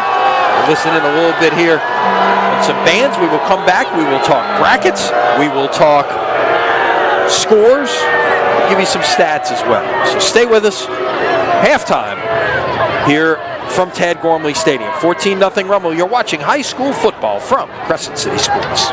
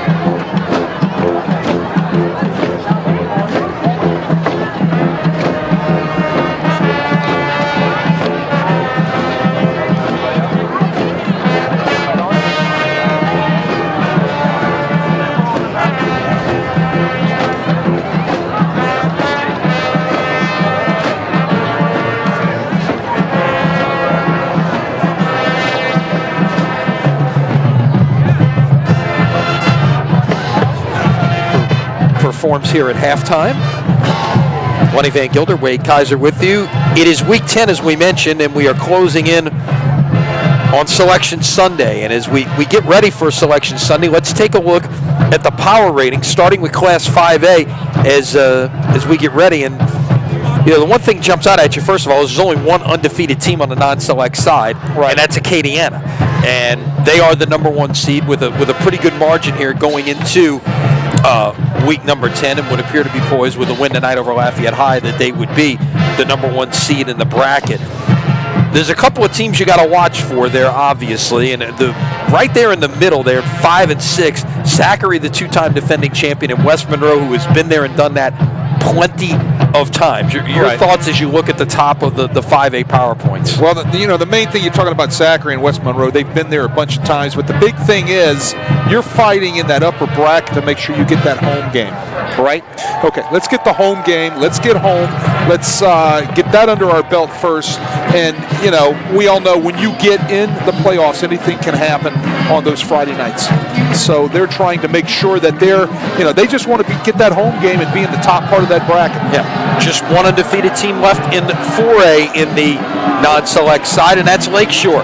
They were in the Dome 2 years ago, and you're poised to be the number 1 seed, although Neville and Carr, PowerPoints pretty good there. And at Carr, of course, this is before their win last night over Helen Cox, and that's a 2-win team. That's not going to help an awful lot on the strength of schedule side. So let's see how things shake out. But, obviously, I think if you're a 4A coach, the first thing you do is you go find Carr, the 3-time defending champion, on the bracket on Sunday. They know how to do it.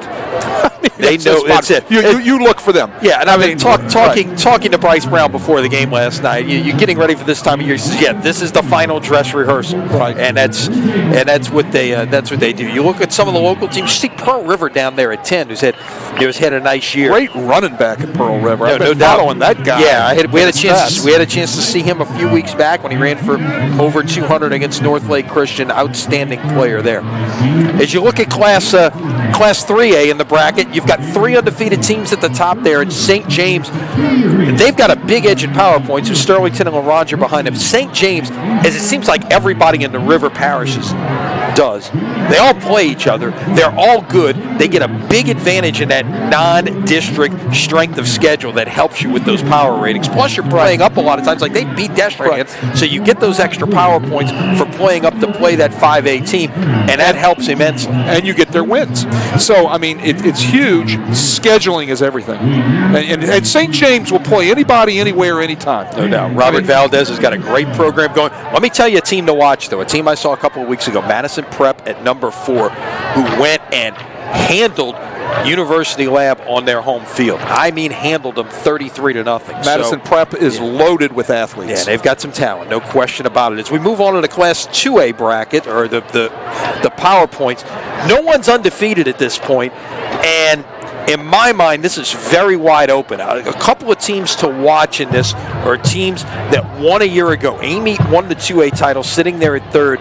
Kentwood went up from 1A to 2A this year, just barely got up into the 2A cutoff, and they are sitting there at number 8. But again, they are a team that won a state championship a year ago in 1A and knows what it takes at this time of year. Well, both of those guys do, Amy and Kentwood. So if I'm coming into that bracket, I'm looking to find out where is Amy and Kentwood going to be. And you see Faraday sitting there at number 1. And then as you move on to Class 1A, one thing, we talk about the strength of the river parishes and their schedule.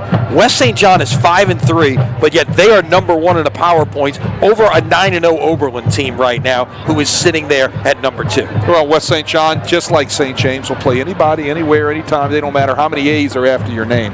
Okay, they're going to line up and they're going to play. Those guys every year are going to make a run deep into the playoffs, and you can see sitting there at 5-3, you know their schedule and their power points coming in, and if you look back at their schedule, who they've played, and picking up those wins and those points help them out tremendously. A couple of teams to watch for there who are veterans at this time of year. Number 4, Oak Grove.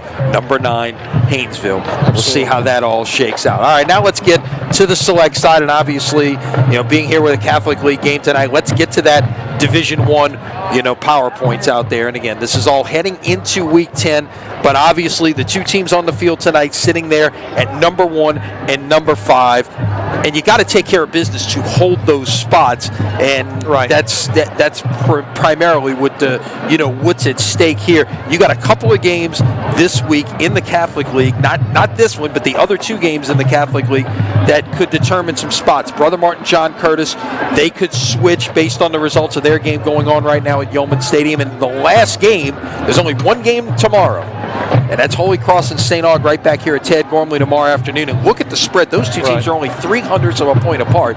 Basically, whoever wins that game is going to be ahead of the other. They could possibly flip right there. And correct me if I'm wrong, is that the top 4 teams get a bye into the bracket. Right, they got a first-round bye and would play at home in the quarterfinals.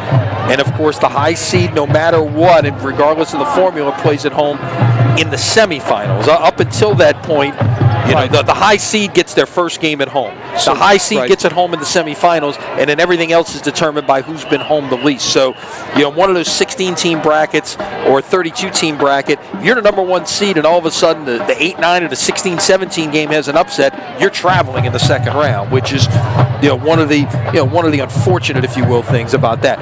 You move on to the Division II bracket, or the power points there. Everybody's got 2 losses, but look at these jumble of teams at the top here. Starting a very good St. Thomas More team. Right.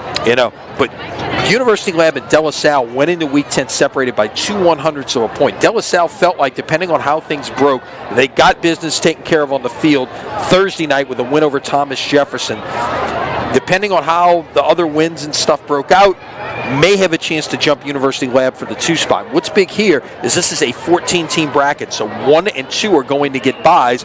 Plus, like you talked about, that home field advantage in the semifinals of a 2-3 situation would be enormous to be able to play that game in New Orleans as opposed to playing it in Baton Rouge. That's exactly. And if you look at that list of folks in the playoffs, you got a ton of traditional teams that are always in there. Look down there, number 11, Parkview Baptist. Right, it was a traditional playoff team. And Evangel at 9. You're seeing the top 8 on your screen right now, and then Evangel dropping down in classification, where they had been in Division I for the past 5-6 years. Yeah, they're 5-4. Look, which, some of that is just based on schedules and otherwise the way things. You control what you can control in those situations.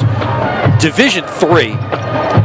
The top 5 teams in this bracket are, as it stands right now. Yeah, Lafayette Christian's a 2-time defending champion in Division IV, moving up to Division III. Notre Dame is the defending champion in Division III.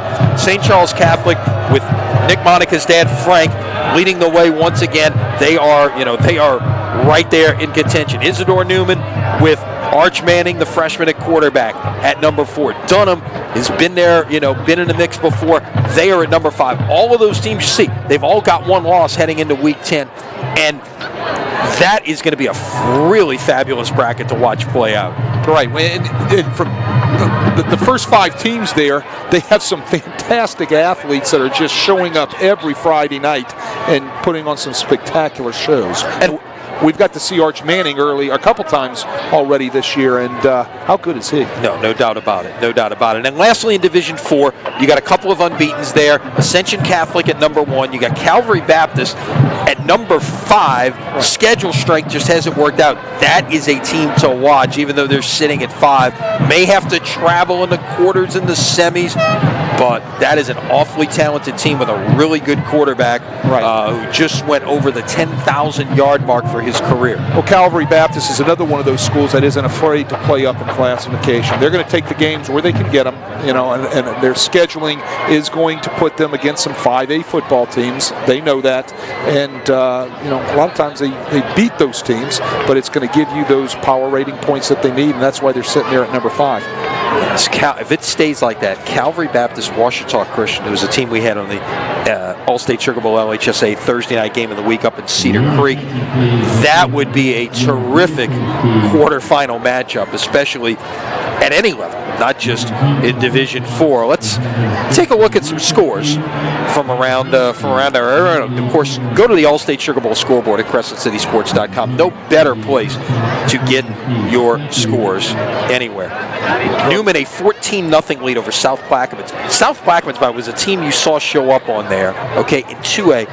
They are 3-6, and they're in the number 10 spot in the power rankings because their schedule has just been incredibly brutal this year. And not letting up tonight, having to take on Arch Manning and Newman. Landry Walker Bellchase in that District 10 4A. Landry Walker leading 8-7 in the second quarter. Mandeville at Covington was leading 14-6. That was the first quarter score last we had. Second quarter, Riverside leading Country Day 20-7. St. James and E.D. White, that's a good one down in the Bayou tonight.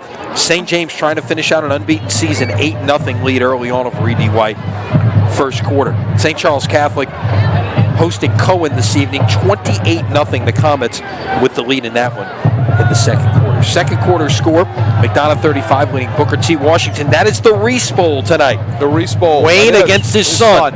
13-0, and they're playing for a district championship. Second quarter score, father leading son at this point. Albany and Hannon. Hannon, with a win, could be in a position to host a first-round game. So those are the types of things that are playing out this evening. Yeah, you're playing.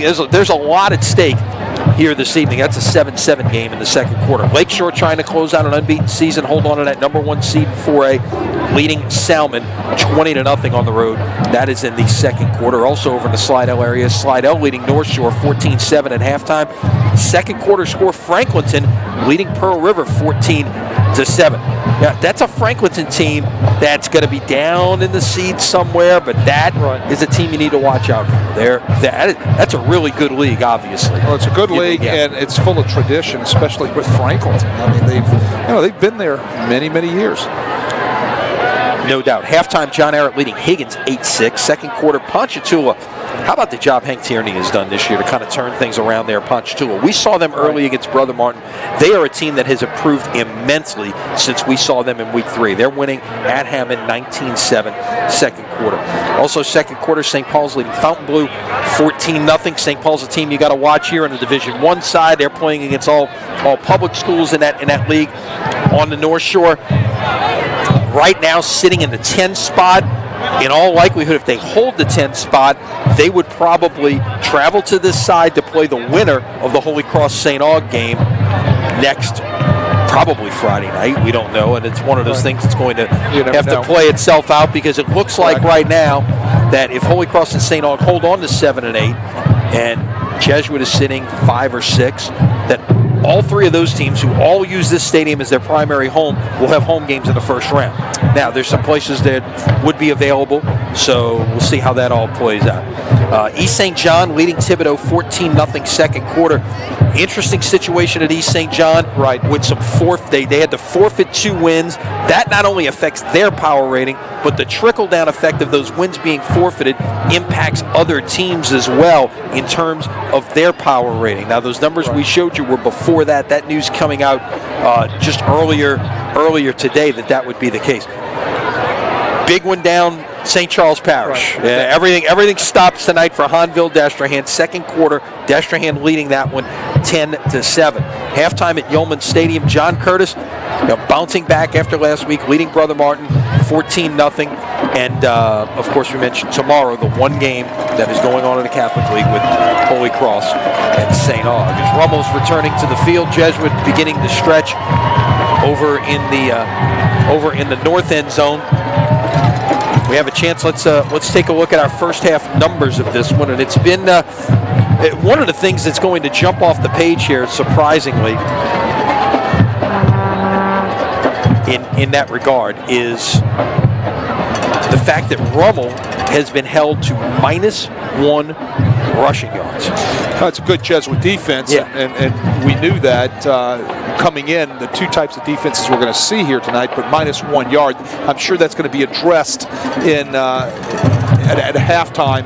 Also, other things addressed by Rummel are things like the illegal procedure issues and things that they've had in the first half.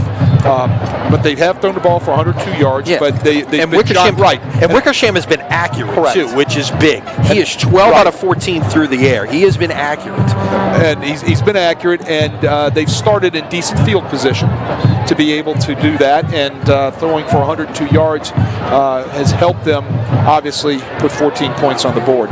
Now, Jordan, on the other hand, 9 out of 24 with 2 interceptions, though he has thrown for 89 yards and did complete 4 of his last 6 passes there in the first half. A little bit more balance on offense. They're rushing the ball for 63, but a lot of that is because Jordan is rushing the ball. One of the problems all year long with Jesuit is they really haven't been able to establish a running game with a tailback. So they have done a great job. That Scott Bainsfather, the offensive coordinator over at Jesuit, has done a great job all year long to come up with a way to run the football with their quarterback, who acts a lot like a tailback. He has that type of athletic ability to be able to make sure that they can balance out their offense. If they can get anything from their tailback, that would absolutely, like they did last week against Hahnville, where Raider Jackson had a great game against Hahnville. If they can get a little bit more from the tailback position here tonight, that could definitely be a boost for them in the second half. So that's a look at your halftime numbers here. Both teams back out on the field. Why don't we take one final break, and we will get you ready for the start of our second half. Halftime here at Tad Gormley Stadium. Your score, Rummel 14, Jesuit nothing. Back with the second half kickoff in just a moment here from Crescent City Sports.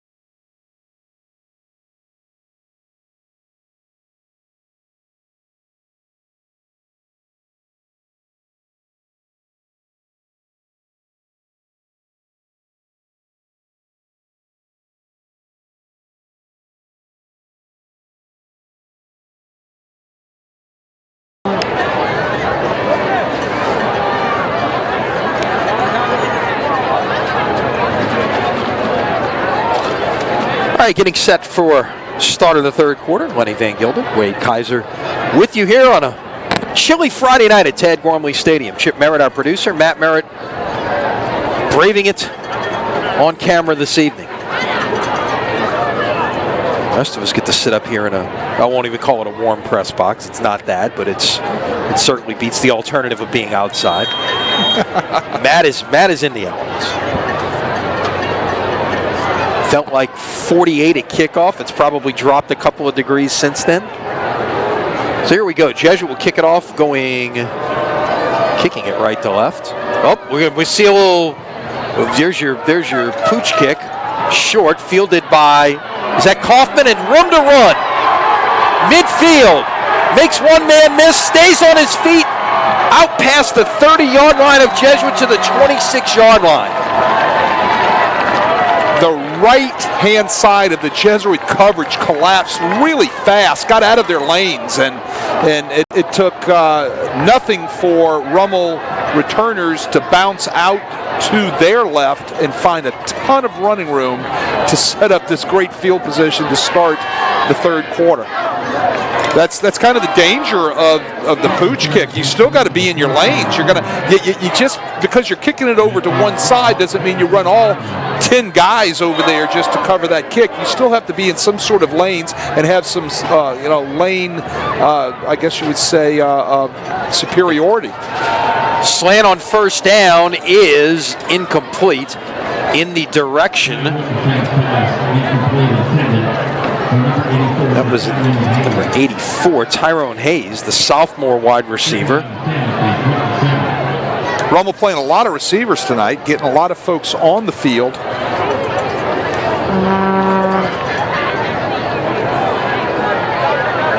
Seeing some more of Amor Rashal this evening, who he's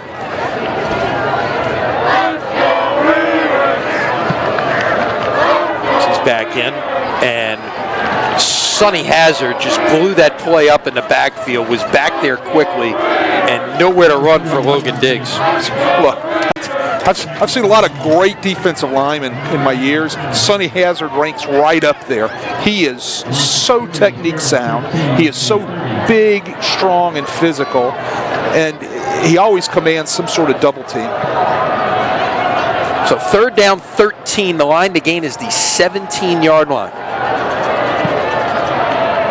Rummel in a bunch formation here. Wickersham will step up. Now throw high, and it's incomplete. Should have been brought in, really. The receiver had to go up for it, but it hit him in the hands, and that was Coy Moore. Coy Moore is going to want that back. But look, that started with Wickersham. What a great job. The pocket's collapsing on him. He climbs in the pocket, gets up forward, gives himself a chance to see downfield and to throw the football just a little high. Coy Moore goes up to get it, just couldn't hold on to it. You can tell by his body language he's extremely upset. He knows he should have came down with that football. Talking to Nick Monaco last week before the John Curtis game, that was the one thing he liked about Coy Moore, is just his ability to make plays just like that. Wickersham throws incomplete, and Rummel will turn it over on downs here after that 4th and 13 incompletion. So Wickersham only had 2 incompletions the first half. He went 0 for 3 on that series. So not a great start offensively after the good kickoff return by Rummel, and Jesuit will take over at the 30-yard line, 1st and 10. Kind of a waste of great field position, I mean, that last ball right there was not a very well thrown ball by Wickersham. I couldn't tell if it was tipped at the line of scrimmage. It might have been by a Jesuit defender, but it was thrown at the ground of the receiver about 20 yards downfield in a post route, and just wasn't a very good pass at all. Now Jordan on first down will keep it around right end and get near the sticks. It'll be a gain of about 9. There was the zone read right there. He pulls the ball, keeps the ball, uses his speed to get out of bounds around the right-hand side of their offense. Great pickup right there. Again, he's like a tailback in the backfield. You've got to defend his running game, and you've got to defend his throwing game. So put it at the 39-yard line, a yard short of a first down. Williams alongside. He gets it on 2nd and 1 and doesn't get anything right there. That's Cabos Craig, the senior defensive lineman. Actually, junior, I'm sorry. Craig, the junior. 11th tackle for loss for Craig this year, who leads this team in TFLs. Check that. They're going to call it no gain. One thing Raider Jackson cannot do is run east and west on the north and south field, Lenny. He's got to go north and south. He just got to outrun people on the edge. Jordan's going to keep it 1st down and then some. Out to about the 43-yard line. He keeps the ball off the read option again right there. You're looking and reading the last guy on the line of scrimmage who trails the pulling tackle. So he rips the ball in, rips the ball out, disconnects it, and runs off of Jesuit's right side where the defensive end just vacated.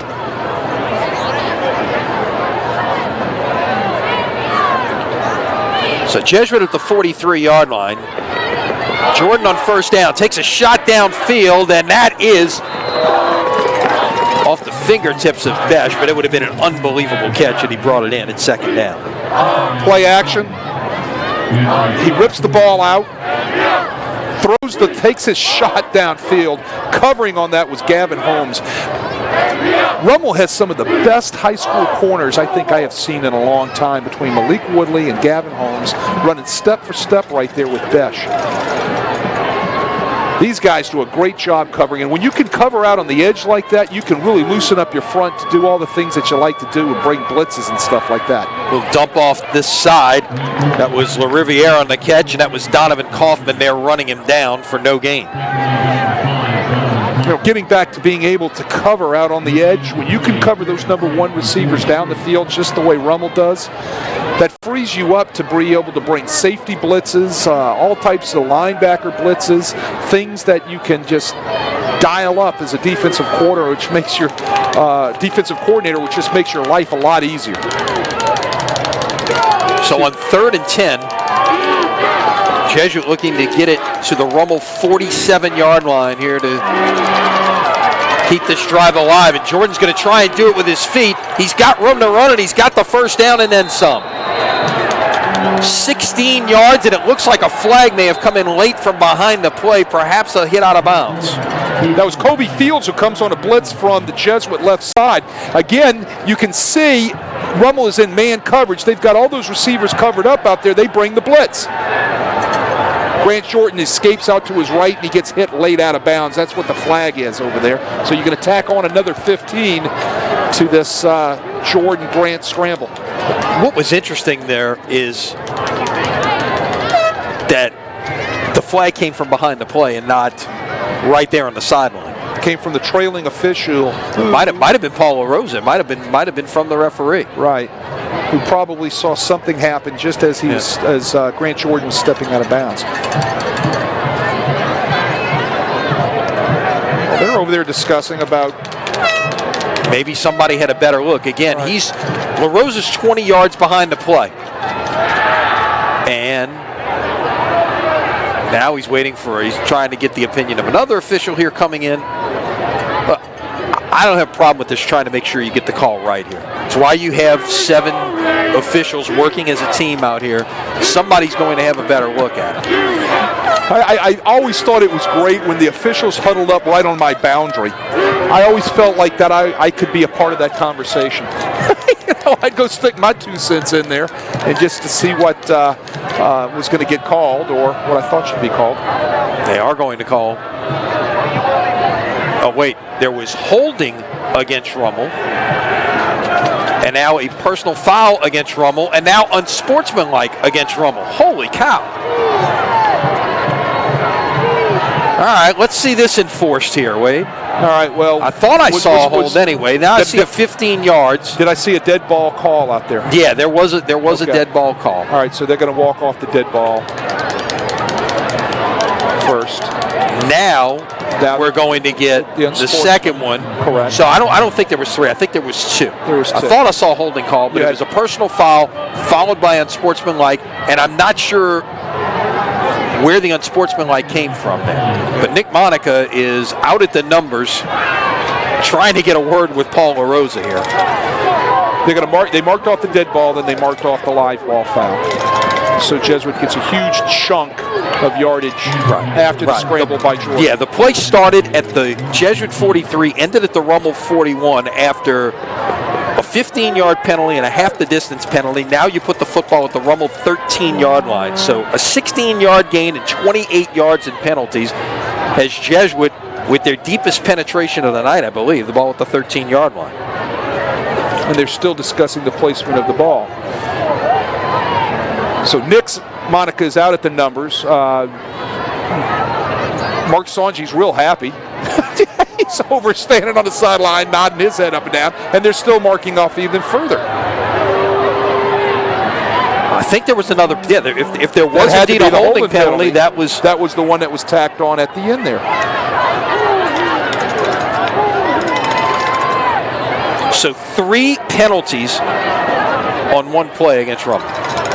1 live ball, 2 dead balls. So now it's 1st and goal. The ball is at the 8-yard line. I would call that a chunk play. It's what it turns out to be. Yeah, it does. I'm Nick Monica. I'm going berserk.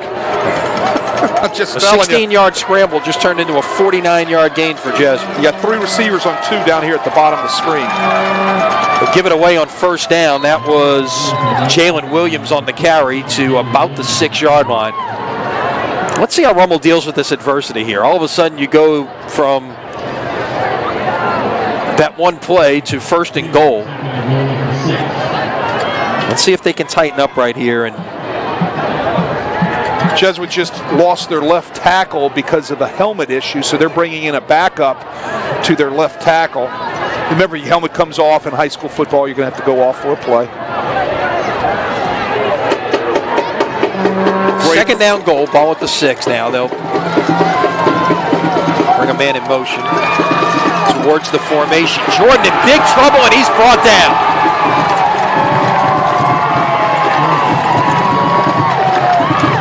They're running bootleg. Takes a long time to develop the play. It's a play-action pass, which is fine. Love the play action, but you're pulling the lineman across the formation to help block on the edge. They brought Colby Fields on a blitz off of that edge, and the lineman just doesn't get there because things develop a little bit slowly.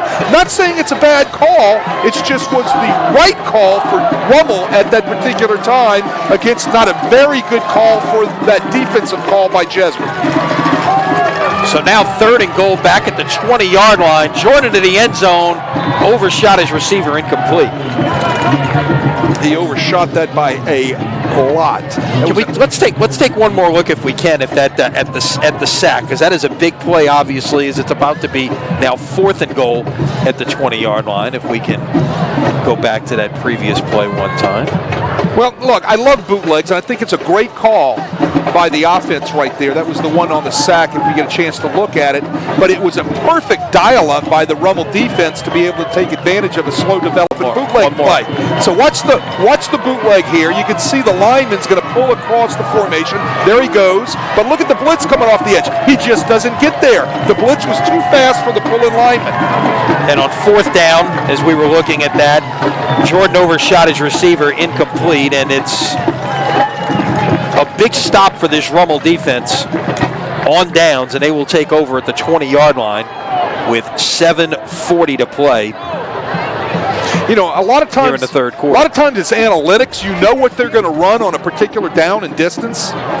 Okay, but sometimes it isn't. Sometimes you're just dialing something up, and you got lucky on your call. And I think Rummel dialed up a call right there that was just picture perfect for the bootleg play of Jesuit. Skip Bertman used to call it good fortune.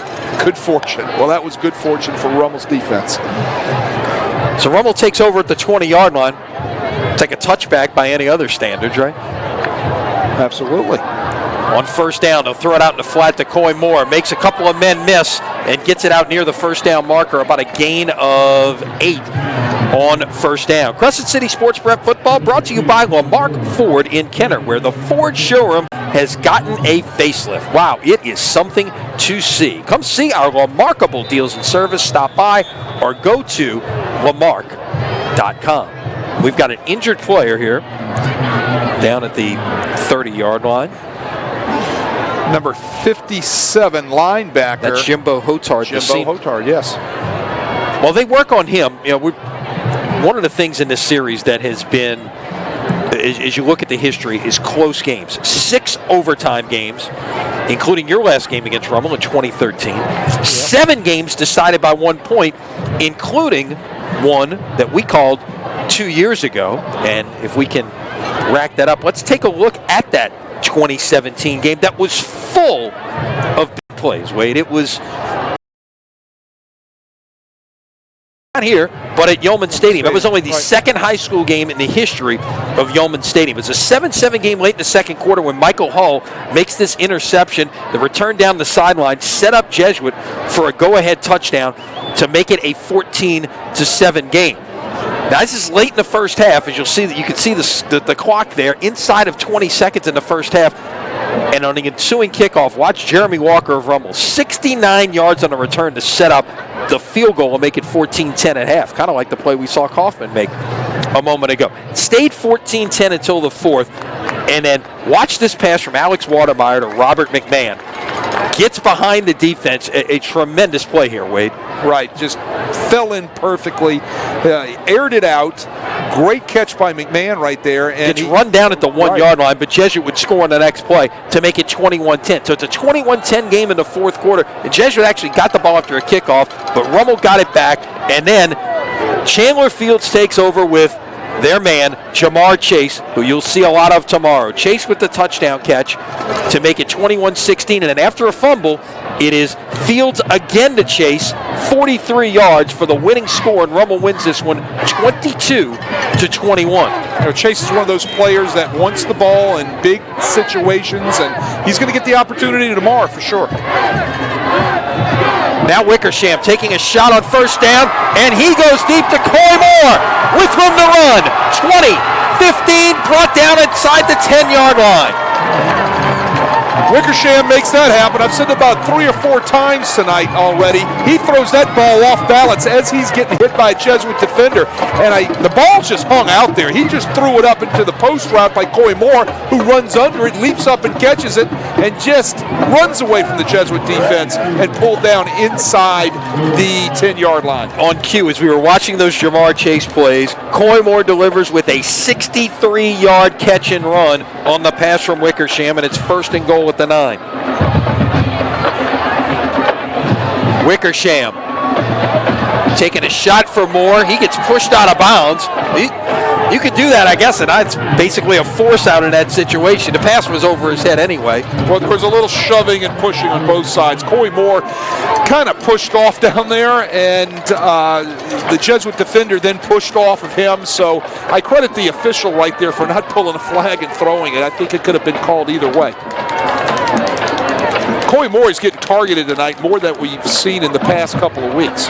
No doubt. They are. And they clearly see something there that is a direction that they need to go. Well, that. And we didn't see it early either. This was something that came about after the first quarter. Correct. Now Wickersham taking a shot at the end zone. Head more in the flat. That was, I believe, intended for Will Wright, incomplete. It's off the old China route. They're running a corner with a flat underneath or a hitch underneath. It just happened to be they were trying to use Coy Moore, where they motioned him in the backfield for some window dressing to get leverage, brought him back out in the flat real quick, try to draw everybody up to the flat route on Coy Moore. What do? They try to throw the post corner route behind the secondary. The ball's just overthrown a little bit. Sometimes called a China route, smash route, another common term for it. Third down goal, ball at the 9, empty backfield. And Wickersham's going to put it down and go and get to about the 3-yard line. Let's wait for the spot. Actually going to put it down at the 2. So it's 4th and goal, and it's decision time for Nick Monica. And I think it's a pretty easy one here, Wade. You send out your field goal team. You can convert here. It's a 3-score game. No doubt. You just go ahead and take the 3 right here. It's just like kicking an extra point pretty much. And you go up by 3 scores midway through the third quarter. Put it down at the 9. It'll actually be a 19-yard field goal coming up for Vanderbrook. Cook is the holder.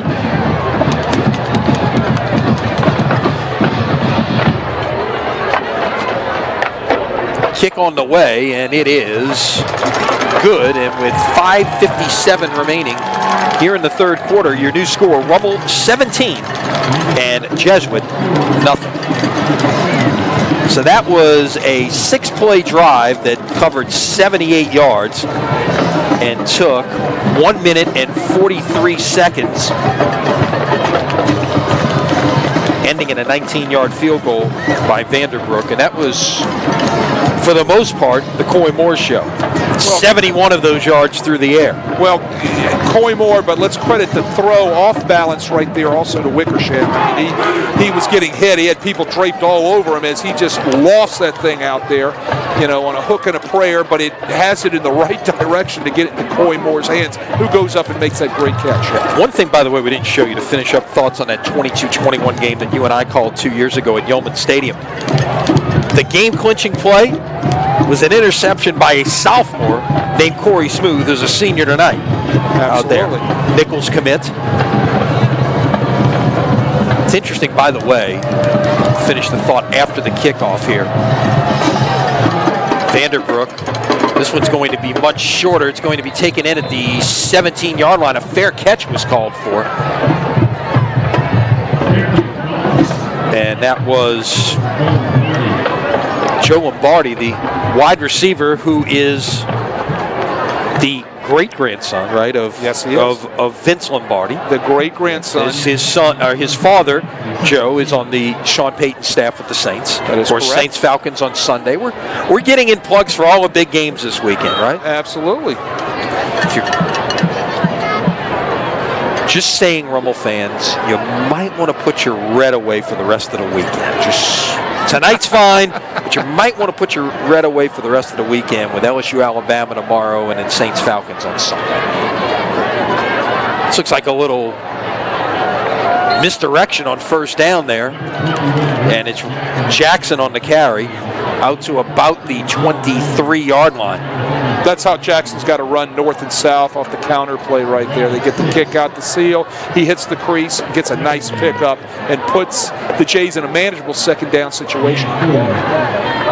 Now right here, everything in your playbook comes into play. Everything, 2nd and 4.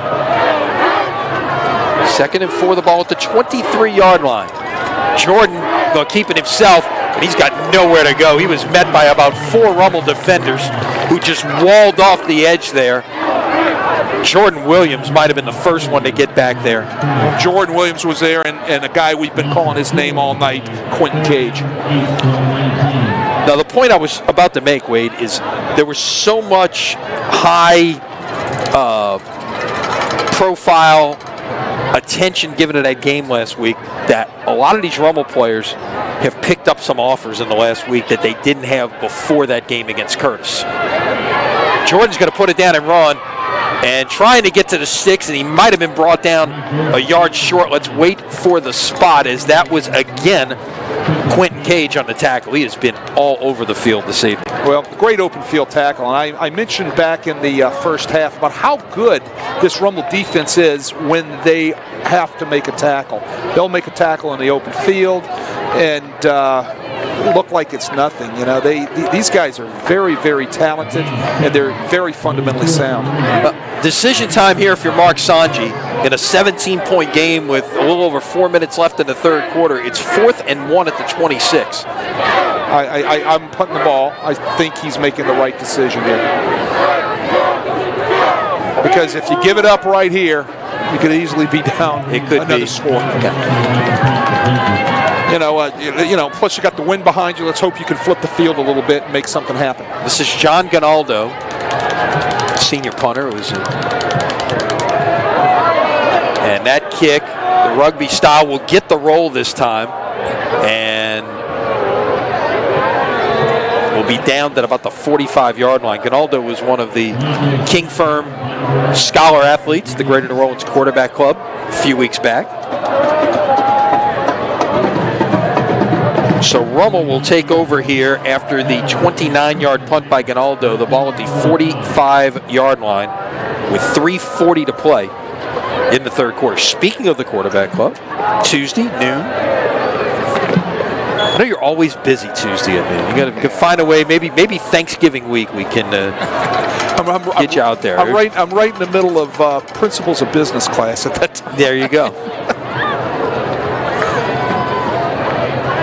Some principles of business being discussed at the quarterback club. Wickersham on first down is going to put it down and go. Didn't have the man he wanted and scrambled and got 5. He didn't want to force that ball. Everything was covered. Great coverage by the Blue Jays that time in their back end.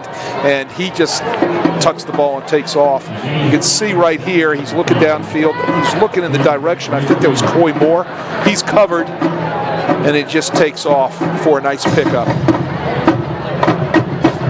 You know, Wickersham, this is really his first full year of playing, Lenny. You know, he's coming off of a hip injury. He transfers from Jesuit over to Rummel. About to say, one of the stories we haven't even brought up now, and it's late in the third quarter, is Wickersham knows all these guys in blue because he was on this team last year. That pass is caught by Coy Moore, first down, and I tell you what, very nearly Jack Stuckey was a half a step away from getting in front of that one and maybe going in the other direction for 6. Exactly. And, you know, getting back to Wickersham, he had a hip surgery, if I'm not mistaken, his freshman year when he was at Jesuit. And it kept him out for a year, even to the point where, you know, it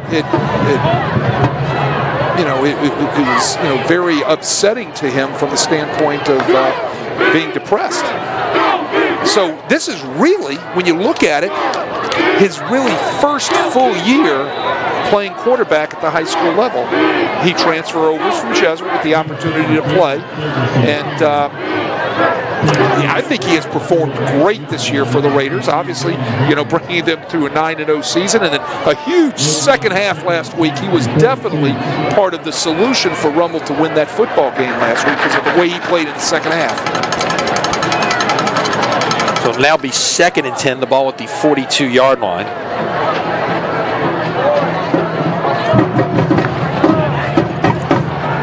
Wickersham will throw near side, tried to hit Moore.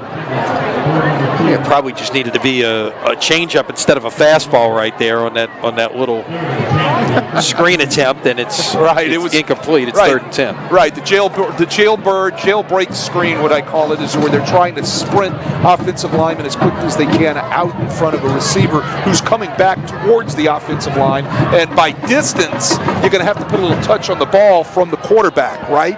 And you're right, that was a fastball rather than a changeup. Now Wickersham in trouble, and he is brought down behind the line. He had time right there. He was brought down by number 49, Ethan Branch, defensive end.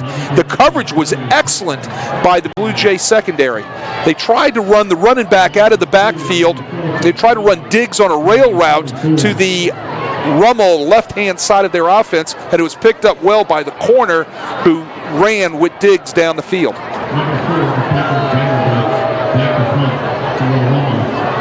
So on 4th and 12, Rummel will have to punt this away. Vanderbrook back at his 42-yard line. Try to pin the Blue Jays back deep.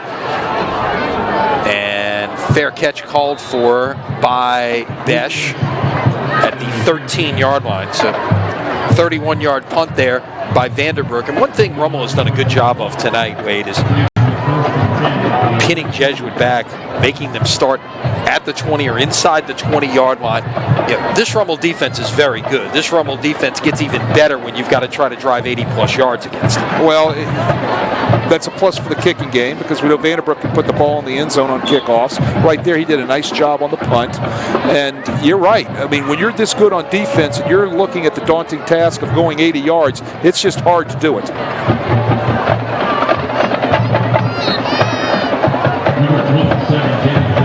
Nice run right there by Jalen Williams, who runs the sweep off of the Jesuit right side. He kind of ducked his shoulders and picked up extra yardage. Jalen Williams is a junior. I'm sure they're going to look for big things next year out of him to try to get that tailback position kind of tied down.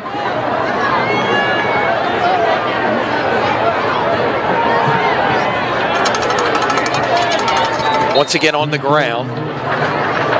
On the keeper. That was Jordan on the keeper. He'll be about a yard short of the first down. Lenny, he got rocked. He ran it up inside right there, and he didn't go down, and somebody came in and just cleaned his clock. He's feeling a little pain right now. He's bending over with his hands on his knees. And also on the other side of the field, you got a Rummel Raider that's down right at about the 25-yard line. Get a look at who the injured player is. Looks like number 93. Yeah, it's Craig. Name we called earlier. You know, just on a cold night like this, all those hits seem to be a little bit more, effective. Is that the right word? No doubt. You definitely hitting. Look, cold night, hit a hard turf. There's no doubt. Oh man, it definitely hurts. I mean, I remember those years playing when it was cold, and back when I played, we had the Astro turf. Do you remember the Astro? Oh yeah, turf? and it was hard as a rock. It was carpet on cement. That's what it was. You played a game in the dome. That's what you were playing on. Carpet on cement, playing in Old Tulane Stadium, and then Either one, yeah. old Tulane Stadium, the turf didn't stay down. No, it was by that point. It would yeah, come it was up. getting, no doubt.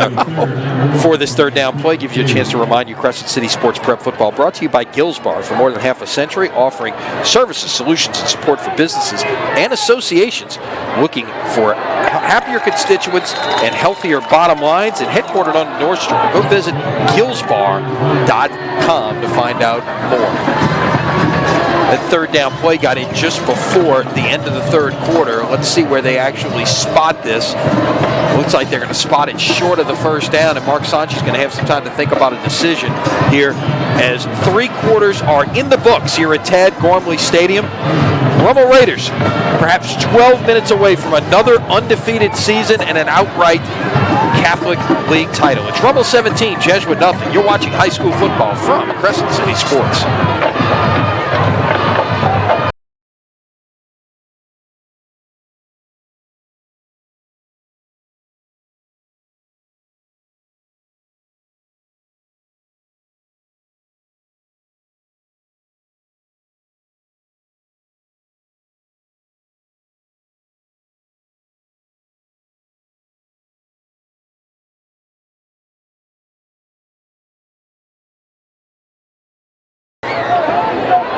Then we'll get to the fourth quarter. Jordan going to take a deep shot again in the direction of Besh, and it is incomplete. There's a flag down. On the coverage again, Gavin Holmes. I am very impressed by these corners of Rummel. It's pass interference on the defense, which means we get another on time down. Correct. Can in on a defensive penalty.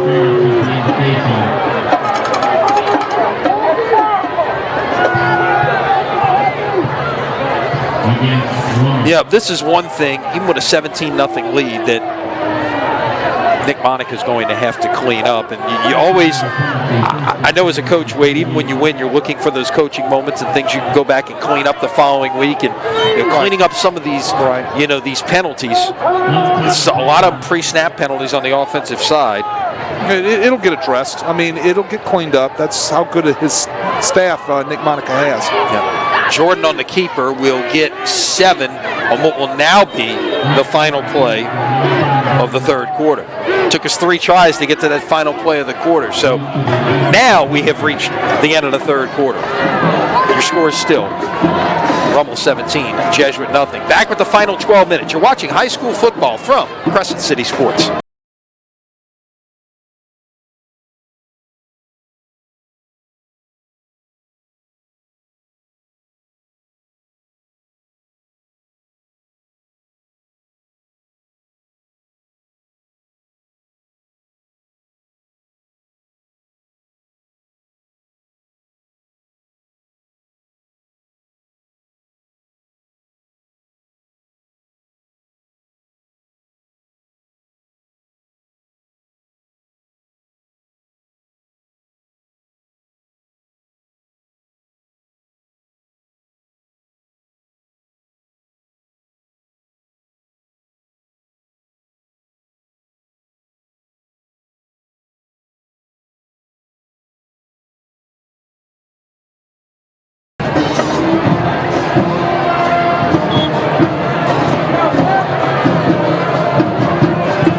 So here we go, start of the fourth quarter. Jesuit will play a 2nd and 3, ball at the 41. They'll give it away to the running back, Jalen Williams, who we've seen a lot more of tonight than Raider Jackson, Wade, and he's impressed thus far. Well, he's got a little more pop to him. You know, Raider has to run north and south. He's not going to be able to bounce the ball outside much. So the Blue Jays are, doing it by committee between those two guys. And then, of course, the guy that can really pop it in their running game, as we've seen tonight, is Grant Jordan. They'll give him the first down at the 38-yard line.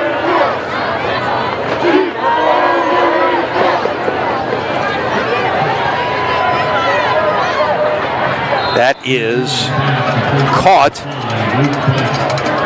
Besh will get out to the 29-yard line. Besh runs a great route out there. Gets to the sticks, runs the speed out. Jordan sprints out to his left and throws the ball on the run out there and puts it on a rope. Great throw, great catch by Jordan and Besh. From the 29, 2nd and 1, Jordan will keep it himself and get out inside the 20 to about the 18-yard line, first down. The Blue Jays are down again inside the red zone. Time's running short now, even though it's 11 minutes in the fourth quarter. You just don't know how many more possessions they're going to get in the fourth quarter. And they've got to score here. You need 3 scores. Correct. You need You've got to score on this possession some way, shape, or form. You've got to get points on. This is a must-score situation for the Blue Jays. Trips bottom of your screen. Play out. No, take it. They will give it away. Thought he pulled it back in, but Williams kept it for a gain of 2. It's just tough to run inside against Rummel. It's tough to get movement. Those guys are big and strong in there, and they're physical. And, it's just tough to find that running room you need to gash a defense like Rummel's. 2nd down, 8, ball at the 16-yard line. 1 receiver to the top, 3 to the bottom. Jordan will have to scramble. Throws incomplete in the direction of Max Milano. He was originally looking for Besh, which would be at the top of the screen for you. Besh was trying to run a little fade route or a go route down his left side of the boundary, but he was well covered out there by those Rummel corners who are just phenomenal. So he gets flushed out. Not a lot of time to stand in the pocket. He pushes out to his right, and he just didn't get the ball with enough air under it into the end zone. He throws it at the feet of the receiver. So 3rd down and 8. Jordan going near side, had a man open. Did he bring it in or no? Incomplete. My goodness, he had Luke LaForge wide open. Rummel, I think, blew a coverage right there. There was nobody out there on Luke LaForge. Right. I think they came off the edge that time to blitz. Right. He felt the pressure and had to get rid of it quickly. Well, I think they were supposed to be in a man coverage. That's why the blitz was coming. So they manned up with a free safety across the top. Somebody forgot to cover Luke LaForge. So it's 4th down and 8 now. Ball at the 16-yard line. Huge opportunity missed right there. Wide open receiver would have walked into the end zone. Worst of first down. Jordan feels pressure, trying to keep it alive, throws it up in the air, and it is incomplete, not out of bounds. And Rummel once again gets the stop on downs. They brought Colby Fields that time. They've kind of switched up the role this half between Colby Field and Quentin Gage on how they're playing Jordan when he sprints out or is throwing the football. That time they brought the blitz with Colby Fields, and he's the guy that chased them around in the backfield to force Grant Jordan to throw the ball up in the air, out of bounds, and it goes over on downs. What a huge loss of an opportunity there for the Blue Jays. Yeah, you needed to capitalize there somehow. They needed something. 3, 6 or something. They just come away with nothing.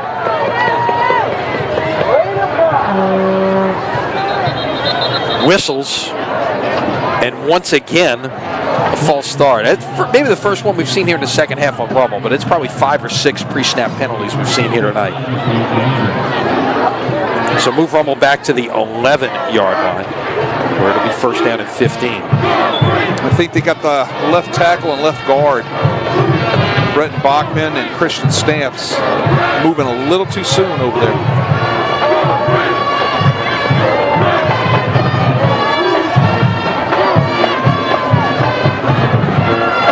On first and 15, give it away. Diggs just got tripped up there, or else there might have been some serious daylight. Well, Evan Tafaro saved the day on that. He's the guy that tripped him up. They got movement on Sonny Hazard off to the right with a nice double team, and Diggs hits that hole like a bullet coming through there, and before you know it, he's almost into the secondary and outreaches Evan Tafaro just to trip him up by his shoestrings. Rummel has not been able to get anything going with their running game this evening.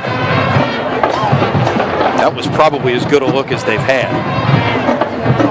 Give it away again to Diggs, and he's got some room here, and this is the best run of the night. First down, Raiders out past the 30-yard line. Well, I'll tell you what, they handled, again, the Jesuit defensive line, which you don't see much of. They actually have number 49, Ethan Brock, was, I'm going to say this, was a takedown by the Rummel offensive line where they missed the hold. That would have been, what, 2 points in wrestling? Something like that. They moved Ethan Brock into the nose guard position in the odd front, and they moved Sonny Hazard out on the end position. And they're attacking the middle of that Jesuit defensive line where they have Ethan Brock right now. Gain of 7. They're using an inside zone scheme where they're getting a double team push on the nose guard in the odd front.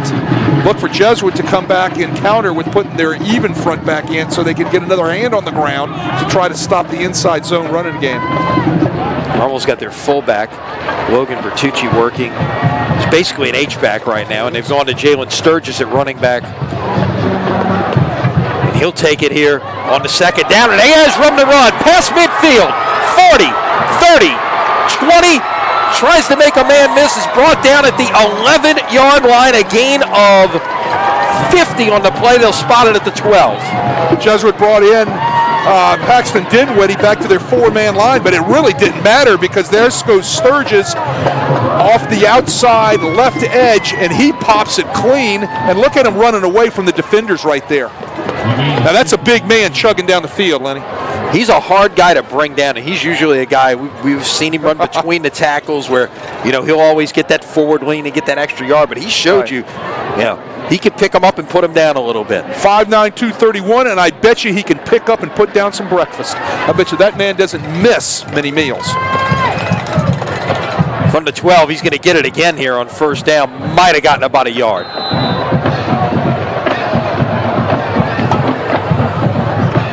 I mean, he comes into the night with 86 carries, 433 yards. He doesn't put the ball on the ground either. You know, in 9 games, he only put it on the ground 1 time. And that's one thing you don't see this Rummel offense do in the running game is put the ball on the ground. They'll call it no gain. Put it back at the 12-yard line, second down and 10. This has all been on the ground for Rummel, which has done most of their damage up until this point through the air. They'll try to go that way this time. Wickersham throws it incomplete at the feet of Robertson, who was the recipient of the first touchdown pass of the night.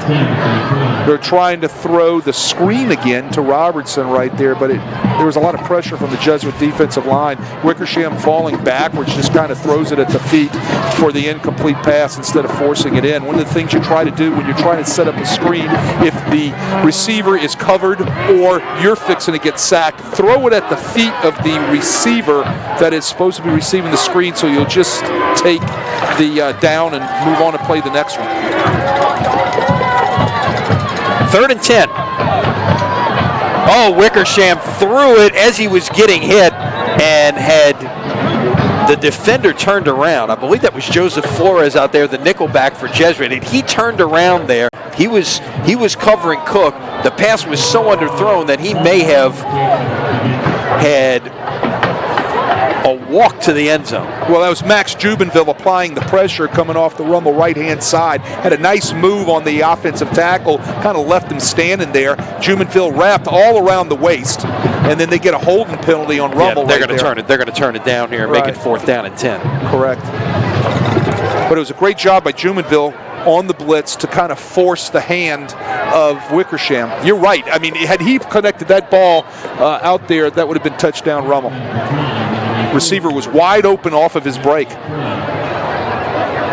Rummel's going to take the field goal try here. Vanderbrook, who's already connected once tonight from 19 going the other way. This will be from 29. Kick on the way. Plenty of leg, and it is true with 6:39 remaining here in the 4th quarter. Your new score, Rummel 20 and Jesuit nothing. Gives us an opportunity to remind you the Crescent City Sports Prep Football brought to you by Riverlands Insurance, meeting all your insurance needs, and a proud recipient of the Top Insurance Workplace Award for 2019 from Insurance Business America. Call Riverlands at 1-800-336-4579. Go to rivins.com. Or hey, you can even go check out their brand new headquarters location, St. Rose, just west of where that terminal used to be. Beautiful new facility that Nolan Luke and his team have opened up out there in that James Business Park. Well, you know, Jesuit is happy from the standpoint that at least they held them to 3. You know, they're still in this thing. They're going to, you know, they've got to get a 3-score game. Right. Yeah. They've got to get a score now. They've got to get a score now. Time is of the essence. Every possession is vital, and they're running out of possessions with 6:39 left in the 4th quarter. You know, holding them to 3 was big. 8-play, 72-yard drive for Rummel took 3 minutes and 11 seconds. Vanderbrook kick it away. You would expect with his leg this is going into the end zone, and indeed it is for a touchback. So Jesuit will play from the 20 with 6:39.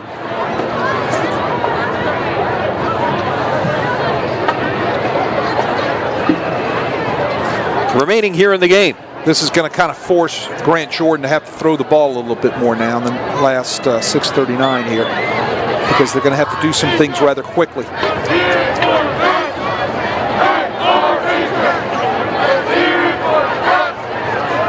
Jordan in trouble, throws it. Was that a receiver? It was Besh that was on the ground there. They'll call it incomplete. Pressure applied again to Jordan, just can't get rid of the ball. He's had someone in his face all night from Rummel's defense, whether it's one of the defensive linemen or whether it's one of the blitzing linebackers, like again right there, it was Colby Fields.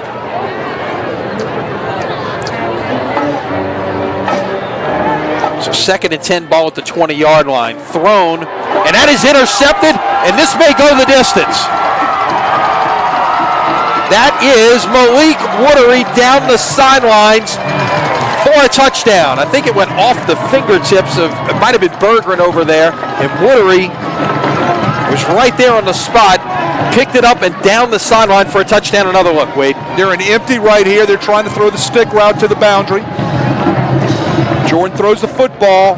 Can't really tell if that went through Bergeron's hands or not. Yes, it did. And then right into Malik Woodery, who was Johnny on the spot, and took it up the boundary for 6. Haven't we talked about how good these corners are for Rummel? Yeah. Malik Woodery is phenomenal. 2nd touchdown for this Rummel defense. I have to go back and look at the numbers, but they might be a net minus for the year in what they're allowing. I don't know how many. I have to go back and see how many touchdowns they've actually scored as Vanderbrook kicks the point. They've allowed 4 touchdowns this year.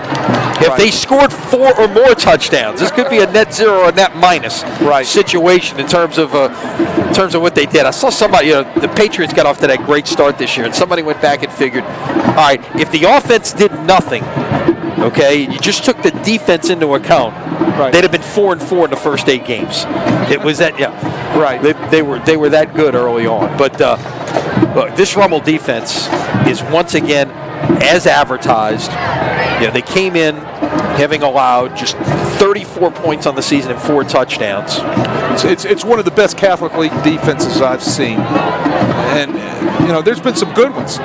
St. Aug has had some phenomenal defenses where they've had 7, 8, or 9 players off their defense signed Division I scholarships. And you're going to have a chance to see similar type numbers with this Rummel defense by the time it's all said and done, between all levels. Vanderbrook will put it into the end zone for a touchback. Of course, the high school rules, as soon as the ball crosses the goal line, it is a touchback. You can't run it out. So now Jesuit with 6:22 remaining. So in the first half, Rummel scored, look back at our math here, 14 points in 19 seconds. They just outdid themselves here. 10 points in 17 seconds here in the fourth quarter. That's basketball-like runs there. You put those. I'm just laughing at the times. That's amazing. Quickly capitalizing on defense and getting more points on the board.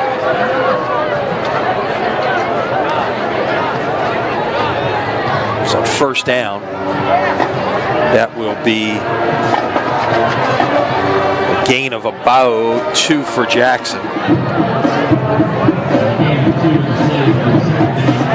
How impressive. We've seen Rummel now 2 weeks in a row. How impressive is this defense? I was impressed when I walked away from the Curtis Rummel game last week, how they shut down John Curtis in the second half. And then tonight, just absolutely dominating. The thing that they do, okay, they do it different ways, okay? Right. Tonight we've seen a lot of bend but not break. Jesuit has moved the ball a lot between the 20s this evening, but they've gotten stops in the red zone. They've gotten takeaways, 3 takeaways, 2 of them they've converted into touchdowns. Correct. That's the domination right there. 3 takeaways, 2 turn into points. That's dominating. Jordan on 3rd and 5. That is caught, and now room to run, and they'll bring LaForge down from behind at about the 40-yard line. Let's see where they'll spot it at the 39, actually a gain of 36 on the play. So not a lot of big plays given up by this Rummel defense. That's the biggest one tonight.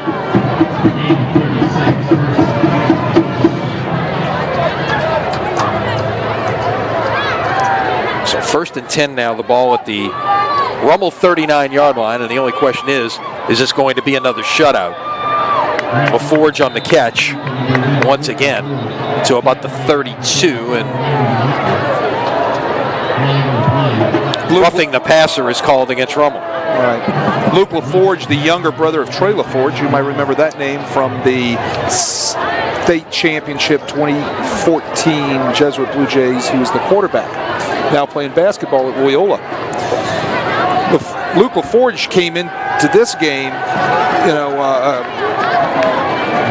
being targeted a couple of games back from injuries, if I'm not mistaken, and he has been targeted big time by the Jesuit offense. But tonight, is that his only 3rd catch of the evening, if I'm not mistaken. He had 2 catches in the first half, and then he's had back-to-back catches here. So that's 4 total. Now he's got 4.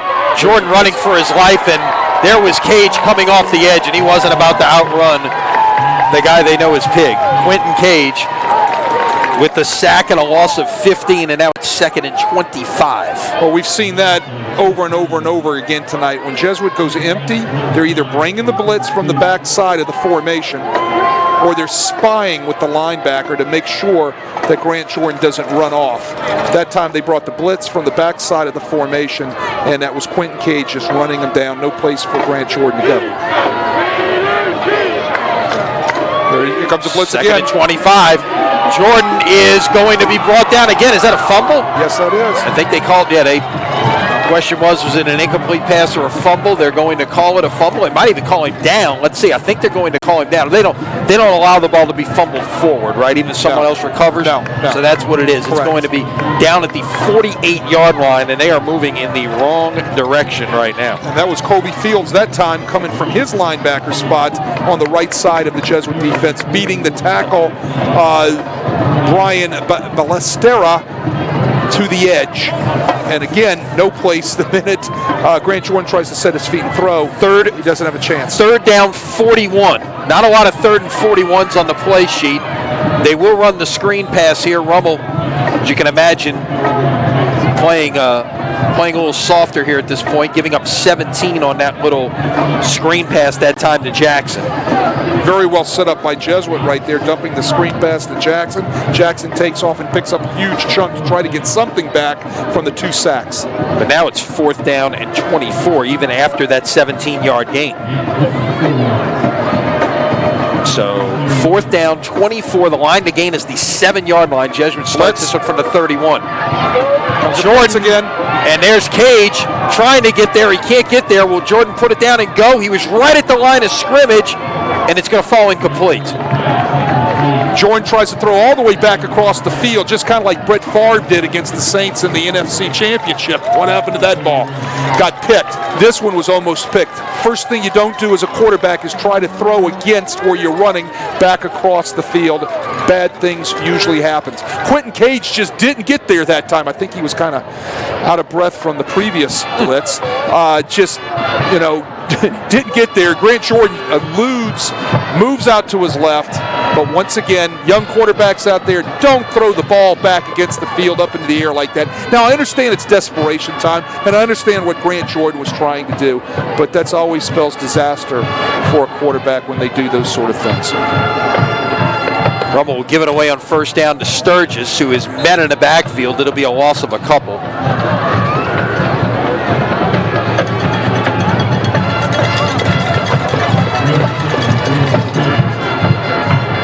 Second down and 12.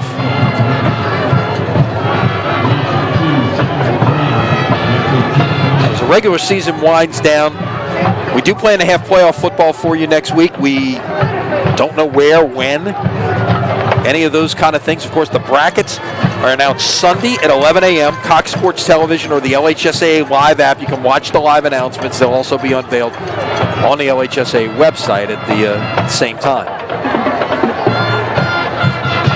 Not much doing there, maybe about a yard.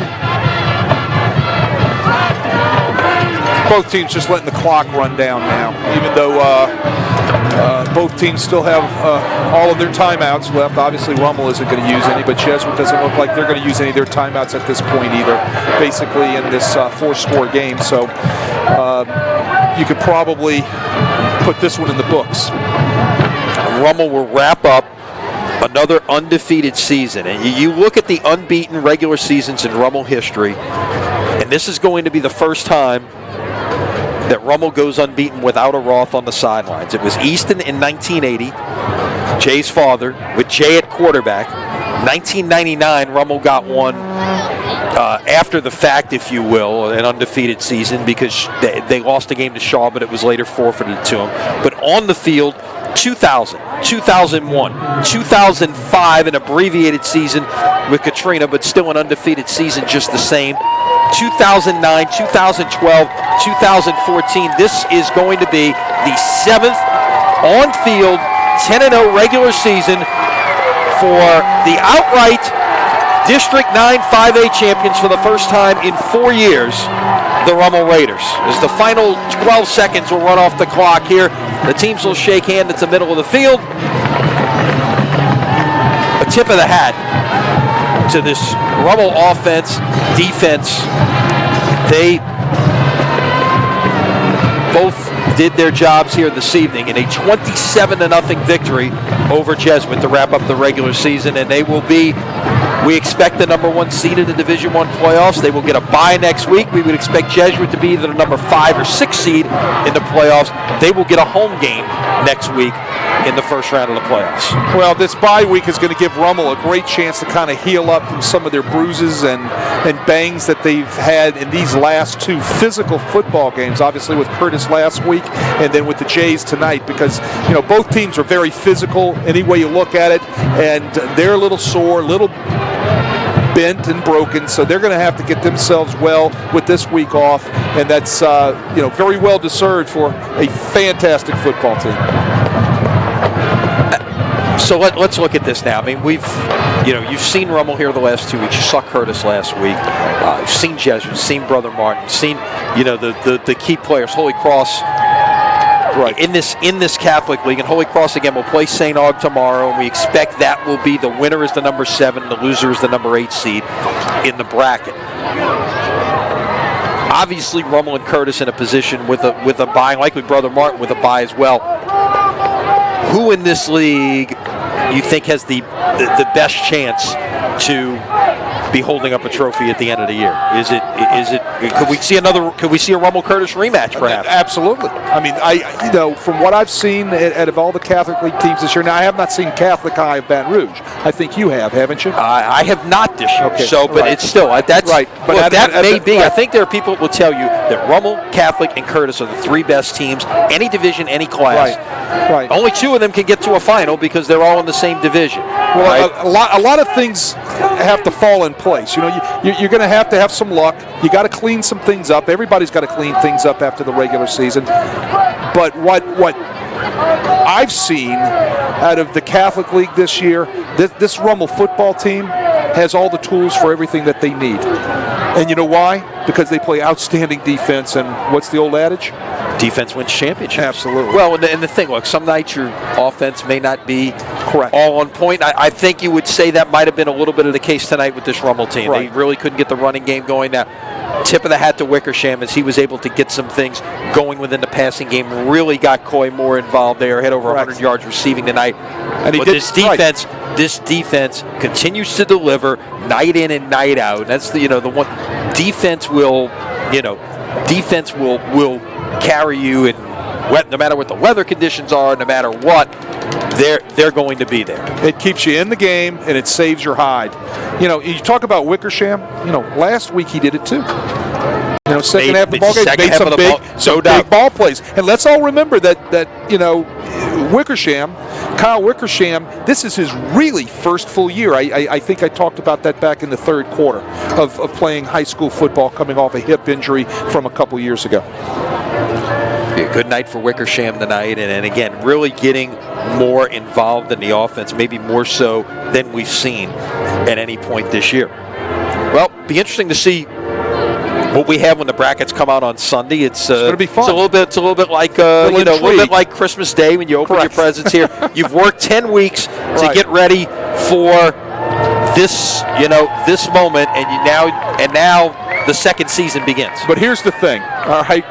By about midnight tonight, these guys will have had these power ratings figured out. They will have their own brackets done, and they know who they're playing by midnight tonight. Because I know I did. At least a pretty good idea. But again, that one game tomorrow doesn't just affect St. Aug Holy Cross, but it's the trickle-down effect across, and it's not just in Division I, because again, it's 3A, 4A, 5A, Division II. It can impact all of those as well. I'm talking about Division I. These guys pretty much will, by midnight tonight, we're either playing these people or these people. They're going to know. We can find out for sure. 11 a.m. Sunday, Cox Sports Television, the LHSA Live app. We will let you know. We'll be somewhere next Friday night. We will let you know exactly where we're going to be. Wade, this has been a lot of fun as always. And our thanks to Wade, our thanks to Chip Merritt, our thanks to Matt Merritt. Once again, your final score here tonight, Archbishop Rummel completes an undefeated season with a 27-0 victory over Jesuit. We will have football for you next Friday. Just stay with us here at CrescentCitySports.com. We will let you know where. For all of our crew and everyone involved with Crescent City Sports, I'm Lenny Van Gilder. We will see you next week. Until then, so long, everybody.